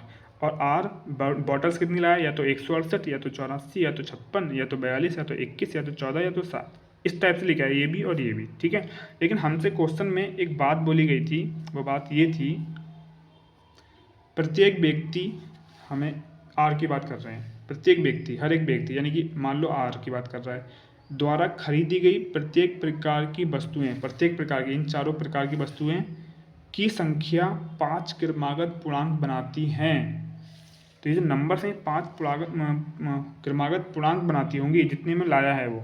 तो हमें ऐसा नंबर ढूंढना है कि अगर 60 अगर वो 60 लेके आया तो 60 की गिनती में ही होना चाहिए नीचे वाले सामान भी। 60 61 आसपास कहीं दिख रहा है, या फिर 59 दिख रहा है, या फिर कुछ भी 56 दिख रहा है। 60 और 56 बैठ ही नहीं रहा है, मतलब गिनती ही नहीं आ रही है, तो 60 तो नहीं ला सकता वो, क्योंकि हमें क्रमागत रूप से लेना है। 30 देखें तो 30 के आसपास के नंबर है क्या? 30 32, तो कहीं 31 है क्या? 31 तो नहीं है कहीं, तो लो वैसे ही नंबर नहीं बैठ रहा है। अगर 30 है तो 24 है, तो 24 25 26 27 होना चाहिए 30 पे आने के लिए। तो 25 21 है, 24 नहीं आ रहा, 20 है, 21 है, नहीं आ रहा भाई, ये तो नहीं आ रहा, 30 वाला भी नहीं बैठ रहा है। 15 है तो 16, 15 16 ठीक है बैठ गया। 16 17 नहीं 7 है, 16 14 15 16 ठीक है, 3 मिल गए, 14 15 16 17 18 और मिल जाए। लो 17 18 इन दोनों में नहीं है। 15 वाला हो सकता था क्योंकि वो 14 इसमें लाया, 15 इसमें लाया, 16 इसमें लाया। अगर इन दोनों में से 17 18 मिल जाता, या फिर 14 था तो 13 12 मिल जाता, तो 12 13 14 15 16 गिनती बन जाती, लेकिन बन ही नहीं पा रहा है तो 15 भी नहीं लेके आया। और 12 तो 12 13 इसमें है ही नहीं, 13 14 है तो 12 13 13 है क्या? 13 13 13 13 नहीं है, 14 14 के बाद 15 भी नहीं है कहीं, 11 भी नहीं है कहीं, कुछ नहीं है, तो ये भी नहीं होगा, फिर ये भी नहीं ला सकता। 6 है इसके अंदर, 8 8 भी मिल गया, 7 भी मिल गया, 6 7 8 8 और 4 और 5, 4 5 6 7 8, लो हो गया आंसर। ठीक है, 4 5 6 7 8, लो बन गया 5 क्रमागत नंबर। ठीक है, तो आर टॉबस लाया 6, स्पॉन्स लाया 8, बॉटल्स लाया 7, बैग लाया 4, कप लाया 5। उसने कहा था कि जितने भी लाया है एक क्रमागत क्रम में लेके आया, क्रमागत पूर्णांक के रूप में लाया है। तो आ गए, 4 ये लाया, 5 ये लाया, 6 ये लाया, 7 ये लाया, 8 ये लाया, बन गया। तो आर का डेटा हमारे पास आ गया। अब सिंपल हो गया हमारे लिए। ठीक है, अब एक टेबल की और जरूरत पड़ेगी, बोल रही ये। अब हम इसमें क्या करेंगे, इन सब की क्वांटिटी लिख लेंगे। ठीक है, अच्छा एक चीज़ और समझानी है, प्राइस भी तो निकाल लें, प्राइस भी तो निकालनी बहुत बड़ी चीज़ है। तो अगर वो 6 लेके आया, अब तो कंफर्म हो गया ना कि आर 6 टॉवल्स ही लेके आया है। ठीक है, तो 6 अगर 6 लेके आया है तो 6 की जगह पे कौन सा दिख रहा है? 10, तो इसकी प्राइस क्या होगी? 10, क्योंकि 10 6 से तो आया है, वो ये जो 6 है वो 10 से ही तो आया है। तो जब 6 लाया है तो इसकी प्राइस कितनी थी? 10, तो टॉवल्स की प्राइस कितनी होगी? 10। अगर ये 8 है तो 8 ये रहा 12, स्पॉन्स की प्राइस 12, ये 7 है तो 7 24 इसकी वजह से आया है। ठीक है, 4 है तो ये 20 की वजह से आया है, 5 ये 8 की वजह से आया है। लो प्राइस मिल गई। ठीक है, अब इनकी प्राइस मिल गई, हम सबका डाटा निकाल लेंगे ईजिली। बस लिख लो एक जगह पे, क्या लिखना है हम लोगों को? अरे यहाँ पे लिख देता हूँ, इस वाले टेबल में लिख देता हूँ, इस टेबल की जरूरत पड़ेगी। क्वांटिटी प्राइस वाली टेबल ये रही, हमें जो काम की चीज़ थी वो वाली टेबल ये रही। अब ये हमारी फाइनल टेबल हो जाएगी। ठीक है, पर्सन ये रहे, towels sponges bottles bag cup ये रहे। ठीक है, तो हम इन लोगों की टेबल लिख देते हैं, वो सॉरी प्राइस लिख लेते हैं। टॉवल्स मिली है 10 रुपये में प्राइस। ठीक है, 10 रुपये खाया, 10 रुपये की टॉवल्स थी, तभी उसने 60 रुपये की खरीदी, तो 10 तो 6 से भाग करेंगे तो 6 रुपये, मतलब वो 6 लेके आया है। ठीक है, तब वो 6 लेकर आया है। हमें तो कंफर्म पता चलेगा कि 6 8 7 4 5, ये 5 नंबर में लेके आया है वो गिनती से, 4 5 6 7 8। तो यही नंबर इस प्राइस के अकॉर्डिंग कौन कौन से हैं? 6 के अकॉर्डिंग 10 है, 8 के अकॉर्डिंग 12, 7 के अकॉर्डिंग 24, 4 के अकॉर्डिंग 20, 5 के अकॉर्डिंग 8। समझ गए आप लोग? ठीक है, एक बात और बोल दे रहा हूँ, इस टाइप को समझने में थोड़ी दिक्कत होगी, पहली बार में समझ नहीं आएगा, 2-3 बार, बस 2 बार मेरी वीडियो देखना और खुद सॉल्व करके देखना 3-4 बार। सच बता रहा हूँ, आपको दिक्कत ही नहीं होगी। पहली बार सर ने मुझे कराया था, मुझे भी दिक्कत हुई थी कि क्या दिक्कत है, क्या झमेला है यार, ऐसे क्या, मतलब कुछ भी हो रहा है इसके अंदर। तो अब 2-3 बार मैंने सर के लेक्चर 2 बार देखे थे, मतलब इस वाले सवाल को 2 बार देखा था, फिर मैंने 3-4 बार खुद करके देखा था, अब 2 बार आपको, अभी मैं आपको कराने से पहले 2 बार करके फिर करवा रहा हूँ। ठीक है। समझ गए? इतनी प्रैक्टिस करिए, मुझे कोई दिक्कत नहीं इसे समझने में कि ऐसा क्यों क्यों हो रहा है। ठीक है, चलो। तो टॉवल्स कितने रुपए की है? 10 रुपये की। ये 100% श्योर हो गया। और स्पॉन्स 12 रुपये का है, ये भी 100% श्योर हो गया। बॉटल्स 24 रुपये की है, ये भी 100% श्योर हो गया। बैग्स 20 रुपये के हैं, ये भी 100% श्योर हो गया।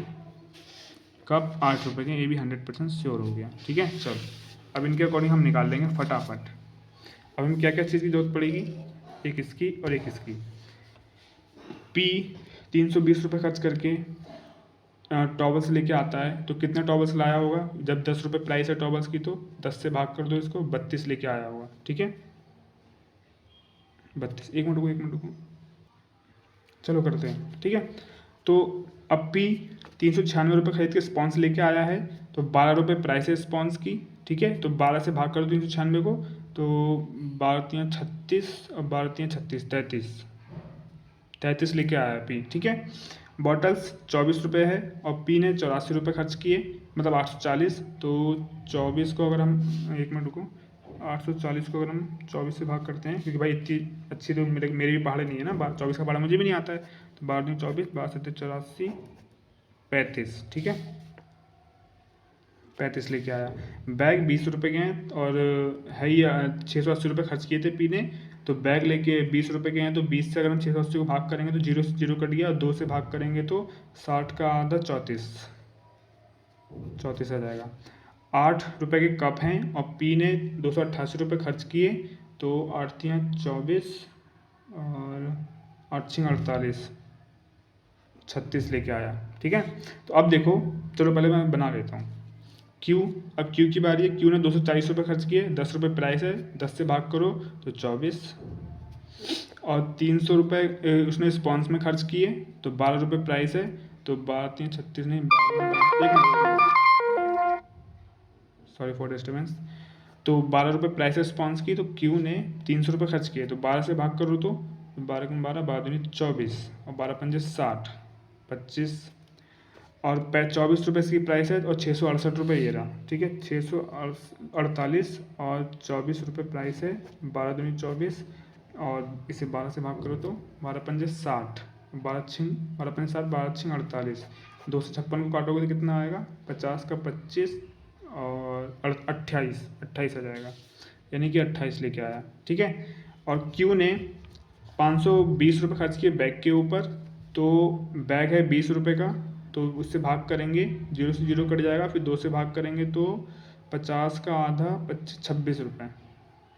ठीक है, और 8 रुपये का कप है और क्यू ने 224 रुपये खर्च किए, तो 8 से भाग कर दो, पता चल जाएगा कितने लेके आया। तो 8 8 16, 24, 16 और 6 8 64, 8×2 = 16, 8×2 = 28। ठीक है, इसका भी निकल के आ गया। आर का देख लेते हैं। 60 रुपये खर्च किए उसने टॉवल्स में। आर का तो मैं निकाल ही लिया, आर का तो यहाँ से देख लो फटाफट, फालतू में गुणा करने में टाइम लगेगा ना। 6 8 7, 6 टॉवल्स लाया वो, स्पॉन्स लेके आया 8। ठीक है, और बॉटल्स लेके आया 7, बैग लेके आया 4, कप लेके आया 5। इसका तो हम निकाल ही चुके हैं, तो अगर हम यहाँ पे अभी भाग करते तो थोड़ा सा टाइम लगता, 3-4 सेकंड ज़्यादा। ठीक है, इससे अच्छा कि बच गए उससे हम सेकंडों से। इस तरीके से हमें एग्जाम में सोचना है। ठीक है, कि कहाँ से हम अपने सेकंड्स को बचा सकते हैं। एस 80 है, तो 10 से भाग करोगे, क्योंकि 10 रुपये का टॉवल है एक, तो 80 रुपये उसने खर्च किए, तो 10 से भाग करो तो 8। अब 84 है, 84 रुपये खर्च किए उसने, 12 रुपये का एक है, तो 12×7 = 84, 24 और 24 रुपये का ये है, तो 24 यानी 10। ठीक है, 180 और 20 रुपये का ये है, तो 9, क्योंकि 20 नियम 180 होता है, और 48 रुपये खर्च किए, 8 रुपये का, तो 8×6 = 48, 6। ठीक है, अब देखो तुम सबके सब एक क्रमागत क्रम में ही चीज़ों को लेके आए हैं। ठीक है, ये देख लो, आप खुद ही देख लो। पी towels, sponges, bottles, bag, cup लेके आया, सब क्रमागत क्रम में, 32 33 34 35 36, ये भी क्रमागत में, यानी कि हमने सही करा सवाल को। क्यों 24 25 26 27, अरे ये तो गलत हो गया, कहीं तो गलत हुआ है, ये तो ये गलत है या तो ये गलत है। 27 आएगा इन दोनों में से किसी एक में, चेक कर लेते हैं। चलो, क्यू बॉटल्स लाया, क्यू बॉटल्स लाया 648 रुपये की, ठीक है, और है 24 रुपये की। 648 को 24 से भाग लो, 12 दूनी 24 और 12 पंजे 60, 12 6 48, 2 से काट लो, 2 दूनी 4, 2 अट्ठे 16, ये तो 28 ही आएगा, ठीक है, यानी ये गलत होगा। फिर 224 रुपये का कप लेके आया, 8 रुपये का एक कप है, तो 224 को अगर हम 8 से भाग कर देंगे तो 8 मान 8 दूनी 16, 8 8 दूनी 16, 16 4 6, 8 2 64, सही है ये तो गलत कहाँ हो रहा है फिर? एक मिनट रुको, चेक करने दो मेरे को, ठीक है, थोड़ा देख लेता हूँ मैं। अरे दोस्तों, गलती बताई कहाँ हो रही है, मैं बार बार गलत बोल दे रहा हूँ। 12 चौक 48 होता है, 12 6 48 बार बार कर रहा हूँ, ठीक है, 12 चौक 48 होता है। इतनी सी बताओ गलती हो रही है। हालांकि 12 का पहाड़ा आता है और हमने तो कितनी बार कैलकुलेशन की है, लेकिन फिर भी पता नहीं क्यों 12 6 48 बार बार जबान पे आ रहा था, वही बार बार गलती कर रहे थे हम। 12 चौक 48 होता है, ठीक है, समझ गया। तो 54 आएगा, तो 54 को जब हम 54 को जब भाग करेंगे तो आएगा हमारा 2 सत्ते 14, 27 आएगा, ठीक है, ये 27 होगा। देखो ये गलती होती है, देखो एग्जाम में क्या होता है ना, अब इतनी बड़ी कैलकुलेशन कर रहे थे, करते करते एकदम दिमाग यहाँ पे स्लिप हो रहा था, मतलब 2 बार किया इस कैलकुलेशन को, फिर भी दिमाग में नहीं आया कि 12 चौक 48 होता है, ठीक है। तो या तो पहाड़े भूल गया, लेकिन पहाड़े तो नहीं भूले हम, टेबल्स को नहीं भूले, टेबल्स तो रटी हुई है, आती है, ठीक है, लेकिन फिर भी दिमाग काम नहीं करा। तो ये छोटी छोटी गलती होती है, अगर एक गलती सवाल में हुई, टेबल में कहीं पे भी हुई, तो आपकी जितने आपने 10 मिनट बर्बाद किया सब बर्बाद हो जाएगा एग्जाम में। क्योंकि एग्जाम में भाई अभी तो क्या है, हम प्रैक्टिस कर रहे हैं, फिर से हम कर लेंगे, लेकिन एग्जाम में तो टाइम नहीं है ना। एग्जाम में तो मिले हैं 10 मिनट, तो 10 ही मिनट में करना है इसे, नहीं कर पाए तो फिर छोड़ो, आगे बढ़ो, और यानी सिलेक्शन नहीं होगा फिर साफ सीधी बात तो ये है, ठीक है, उसमें हमारे पास चांस ही नहीं होता। तो अभी मेरी गलती से आप लोग सीख गए होंगे कि प्रैक्टिस इतनी कर लो, प्रैक्टिस में ही इतनी गलती कर लो कि आपको एग्ज़ाम में गलती करने का गलती का चांस ही ना हो, ठीक है। चलो आगे बढ़ते हैं। तो अब देखो, पी का तो सब लेके आया ना, 32 33 34 35 36 सब कंजिक्यूटिव नंबर है, क्रमागत क्रम में है। क्यू 24 25 26 27 28, ठीक है। आर का तो मैं दिखाई चुका हूँ, 4 5 6 7 8, ये भी क्रम में लेके आया है। 7 वो एस 6 7 8 9 10, ये सब के सब क्रम में लाए, यानी हमारा टेबल सही है, हमारी कैलकुलेशन सही है। इसकी जो सवाल की जो कंडीशन थी वो हमने फुलफिल कर दी, ठीक है। तो ये है, तो अब हमारे पास क्या है, पी कितने कितने खर्च कर कर लेके आया, मतलब खर्च कर करके सामान लेके आया, उसका डेटा, यानी प्राइस है सारी डेटा का, और कितने कितने लाया उसका डेटा, और हमें अब प्राइस भी पता चली। टॉबल्स 10 रुपये का है, स्पॉन्ज 12 रुपये का, बॉटल 24 रुपये की, बैग 20 रुपये का, कप 8 रुपये का, ठीक है। समझ में आ गया। पूरी वीडियो को दोबारा पीछे करके देख लेना, आपको समझ में अच्छे से आ जाएगा, ठीक है। चलो दो बार वीडियो देखना और 3 4 बार खुद करना आ जाएगा। अब हम चलते हैं क्वेश्चंस की ओर। क्वेश्चंस यहाँ पे कर दूँ, कहाँ कर दूँ, इसी में कर दे रहे हैं, कोई दिक्कत नहीं है। चलो फिर क्वेश्चंस की ओर बढ़ते हैं फटाफट। तो ये रहा दोस्तों हमारा पहला क्वेश्चन, ठीक है। वीडियो ज़्यादा लंबी हो गई, सॉरी, अब मेंस के साइड है तो होनी ही है वीडियो लंबी, ठीक है। चलिए आगे बढ़ते हैं। इसमें बोला है how many towels did Q purchase, मतलब क्यू कितने टॉवल्स परचेस किए क्यू ने, तो बता दो फटाफट। ये रहा क्यू ने 24 परचेस किए टॉवल्स, खत्म। 24 सेकंड इसका आंसर हो जाएगा, आगे बढ़ो। 1 सेकंड लगा नामे करने में, बस देखा और आंसर टिक कर दिया, 1 सेकंड लगा। तो बस जो मामला था सारा का सारा ये था और ये था जो हमने किया, अरे यार ये सब, ठीक है। चलो नेक्स्ट क्वेश्चन है, 4 व्यक्तियों, यानी कि ये जो पी क्यू आर एस हैं इन्हीं की बात हो रही है, इन चारों व्यक्तियों द्वारा खरीदे गए बैगों की कुल संख्या बता दीजिए। बस इन चारों के द्वारा जो बैग खरीदे गए उनका टोटल बता दो। ये रहा बैग, इन चारों ने ये खरीदे हैं, 26 4 30 4 64 और 9 9 4 13 73 73, तीसरा ऑप्शन 73। अब ये जोड़ने में अगर आपको 5-10 सेकंड लग गए वो आपकी गलती है, उसमें मैं कुछ नहीं कर सकता। मैंने 1 से 2 सेकंड में पूरा जोड़ दिया, 3 सेकंड लगे होंगे ज़्यादा से ज़्यादा मान लो, ठीक है। अगर आपको 10-15 सेकंड लग रहे हैं तो आपकी गलती है। जल्दी से जोड़ना सीखना है, घटाना सीखना है, तो मैंने वीडियो बना रखी है, आप जाके देख सकते हो, ठीक है। चलो प्लेलिस्ट में जाना, कैलकुलेशन बूस्ट वाली प्लेलिस्ट ओपन करना, उसी में होगी, आप देख सकते हैं, ठीक है। चलो, और टेलीग्राम से आप जुड़ सकते हैं, नीचे डिस्क्रिप्शन में लिंक दे ही रखा है। ये कौन सा है, हाँ हो गया। और कोई भी डाउट हो आप मुझसे पूछ सकते हैं, ठीक है। और ये जो पीडीएफ होती है ना, ये आप लोगों को तो मालूम ही है ना, पीडीएफ मिलती है, नीचे डिस्क्रिप्शन में लिंक होगा इस पीडीएफ का। टेलीग्राम पे जाके आप मतलब लिंक पे क्लिक करोगे तो टेलीग्राम पे पहुंचोगे, वहाँ से डाउनलोड कर सकते हो आप, ठीक है। अब इसने बोला कितने व्यक्तियों के लिए, क्या है तीसरा क्वेश्चन कहाँ से हो गया, और भी तो क्वेश्चन होगा इसमें।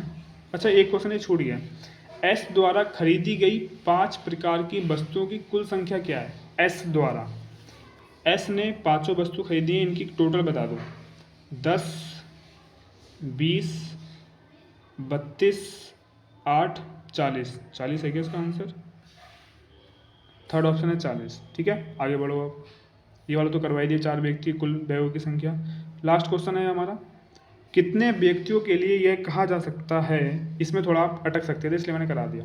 कितने व्यक्तियों के लिए यह कहा जा सकता है कि जिस वस्तु पर उन्होंने सबसे अधिक राशि खर्च की, यानी कि इन चारों में से कितने के लिए ये बात कही जा सकती है जो उसमें मैं पढ़ रहा हूँ कि इन चारों ने जिस वस्तु के लिए सबसे अधिक राशि खर्च की, किस वस्तु के लिए अधिक खर्च की, पी ने, अच्छा ये तो क्वांटिटी है, पैसे तो ये रहे, पी ने सबसे अधिक पैसे किस वस्तु के लिए खर्च किए, 320, ये रहा 840। अरे एक मिनट, नीले से करना पड़ेगा। 840 पी ने सबसे अधिक पैसे खर्च किए बॉटल्स के लिए। क्यू ने किसके लिए खर्च किए, इसने भी बॉटल्स के लिए सबसे अधिक पैसे खर्च किए। आर ने, इसने भी बॉटल्स के लिए, सबने बॉटल्स के लिए करे क्या। एस ने, इसने भी बॉटल्स के लिए। लो, तो पहली चीज़ हमारी ख़त्म हो गई, उन्होंने सबसे अधिक राशि खर्च की तथा जिस वस्तु के लिए उन्होंने सबसे अधिक संख्या में वस्तुएं खरीदी वे दोनों एक ही प्रकार की हैं। ये कहना चाह रहा है, वो कह रहा है कि पी क्यू आर ने जिस वस्तु के लिए यानी कि बॉटल्स के लिए सबसे अधिक राशि खर्च की, हम देख चुके हैं कि बॉटल्स के लिए इन चारों ने सबसे अधिक पैसे खर्च किए, तो क्या इनमें से कोई भी, मतलब इनमें से कितने लोग ऐसे हैं कि बॉटल्स के लिए ही इन लोगों ने सबसे ज़्यादा, सॉरी मैं खुद कन्फ्यूज हो रहा हूँ थोड़ा, एक मिनट फिर से दोबारा करते हैं। इसमें कहना चाह रहा है कि बॉटल्स के लिए इन लोगों ने सबसे अधिक पैसे खर्च किए, चारों ने, तो क्या चारों ने बॉटल्स ही सबसे अधिक मात्रा में लेके आए हैं कि नहीं, ये पता लगाना है। ठीक है, तो इसको सॉल्व करते हैं, थोड़ा सा समझाता हूँ क्योंकि भाषा से थोड़ा सा आपको दिक्कत हो रही होगी। क्वेश्चन नंबर 4, मैक्सिमम रेट इन्होंने खर्च किया, मैक्सिमम क्वांटिटी में, maximum numbers of product, PRODUCT products. ठीक है, ये है पी, अरे यार पेन में ख़त्म हो गया, ठीक है, PQRS। तो मैक्सिमम पैसे किसके लिए खर्च किए इन लोगों ने, बॉटल्स के लिए, बॉटल्स, हाँ TTLES बॉटल्स, इसने भी बॉटल्स के लिए, BOTTLES बॉटल्स, इसने भी बॉटल्स के लिए, इसने भी बॉटल्स के लिए। इन चारों ने मैक्सिमम पैसे खर्च किए बॉटल्स के लिए, एक चीज़ पता चल गई। ठीक है, अब वो ये कह रहे हैं कि मैक्सिमम नंबर ऑफ प्रोडक्ट्स कितने लेके आए हैं, कौन कौन सबसे मैक्सिमम प्रोडक्ट्स लेके आए, कौन सा वाला। पी सबसे ज़्यादा कौन सा प्रोडक्ट्स लेके आया, 32, 33, 34, 35, 36 कप, पी कप लेके आया सबसे ज़्यादा। क्यू सबसे ज़्यादा क्या लेके आया, ये भी कप लेके आया। आर सबसे ज़्यादा क्या लेके आया, स्पॉन्ज लेके आया। एस सबसे ज़्यादा क्या लेके आया, बॉटल लेके आया। ठीक है, समझ गए आप लोग। चलो, अब वो हमसे ये कह रहा है कि ऐसा कितने व्यक्तियों के लिए कहा जा सकता है कि जितने सबसे ज़्यादा पैसे खर्च उसने जिस प्रोडक्ट पे किए और वही प्रोडक्ट सबसे ज़्यादा लेकर भी आया है। ठीक है, मतलब जो प्रोडक्ट जिस प्रोडक्ट को खरीदने में सबसे ज़्यादा पैसे खर्च किए वही सबसे ज़्यादा लेकर भी आया है, ऐसा कितने लोगों के लिए कहा जा सकता है। तो पी ने बॉटल के लिए सबसे ज़्यादा पैसे खर्च किए लेकिन वो बॉटल लेके नहीं आया सबसे ज़्यादा, वो कप लेके आया, तो ये तो नहीं हो सकता। क्यू ने बॉटल के लिए खर्च किया लेकिन वो कप ज़्यादा लेके आया, ये भी नहीं हो सकता। आर ने सबसे ज़्यादा पैसे बॉटल के लिए खर्च किया, वो सबसे ज़्यादा रिस्पॉन्स लेके आया, ये भी नहीं कह सकते। एस यही इकलौता ऐसा है जो जिसने सबसे ज़्यादा पैसे बॉटल के लिए ही खर्च किए और बॉटल ही सबसे ज़्यादा लेकर आया। ठीक है, तो एक बंदा ऐसा है, बस एक बंदे के लिए हम ऐसा कह सकते हैं। ठीक है, बस एक व्यक्ति के लिए, नाम नहीं पूछा है हमसे, पूछा कितने, तो एक बंदा ऐसा है वो कि एस है। ठीक है, जो कि एस है, जो सबसे ज़्यादा पैसे बॉटल के लिए खर्च करता है और बॉटल ही सबसे ज़्यादा लेकर आता है। ठीक है, तो हो गया क्वेश्चन ये वाला। अब कुछ नहीं है, फास्टैग बैंकिंग है। ठीक है, इस PDF को अपने दोस्तों के साथ शेयर कर सकते हो और इस वीडियो को भी शेयर कर सकते हो, ठीक है, जितने भी कॉम्पिटिटिव एग्जाम की तैयारी कर रहे हैं। तो मेंस लेवल स्टार्ट हो चुका है, ढंग से पढ़ना होगा, प्रैक्टिस भी सबसे ज़्यादा करनी ही होगी। एंड स्क्वायर वाली वीडियो पे आप लोगों ने अच्छा रिस्पांस नहीं दिया, मैंने सोचा कि अच्छा रिस्पांस मिलेगा, खैर कोई बात नहीं। तो जिसको भी स्क्वायर में दिक्कत होती है, इसकी स्क्वायर को कैसे निकाला जाता है शॉर्टकट तरीके से, ठीक है, तो वो आप मेरी वीडियो जाके देख सकते हो, वहाँ पे मैंने सिखाया है, शॉर्ट ट्रिक बताई है, ठीक है। अब नेक्स्ट वीडियो में स्क्वायर रूट पे लेके आऊँगा कि स्क्वायर रूट को कैसे हम फास्ट तरीके से निकाल सकें, ठीक है। तो उसके लिए आप लोग बने रहना। और आज की वीडियो में इतना ही, आज की क्लास में इतना ही। काफ़ी दिनों बाद आई थी और काफ़ी लंबी चली है, ठीक है, 1 घंटे की 50 मिनट होने वाले इस वीडियो को, यानी कि 50 ये और मेरे ख्याल से 40-45 मिनट की बॉल ही इससे पहले जो शूट किया था पहला वाला, ठीक है। चलो 1.5 घंटे की वीडियो हो गई है, अब देखना तो पड़ेगा ही, कुछ नहीं कह सकते हम लोग। चलो फिर दोस्तों, मिलते हैं किसी नेक्स्ट वीडियो में, तब तक के लिए thank you so much, bye bye.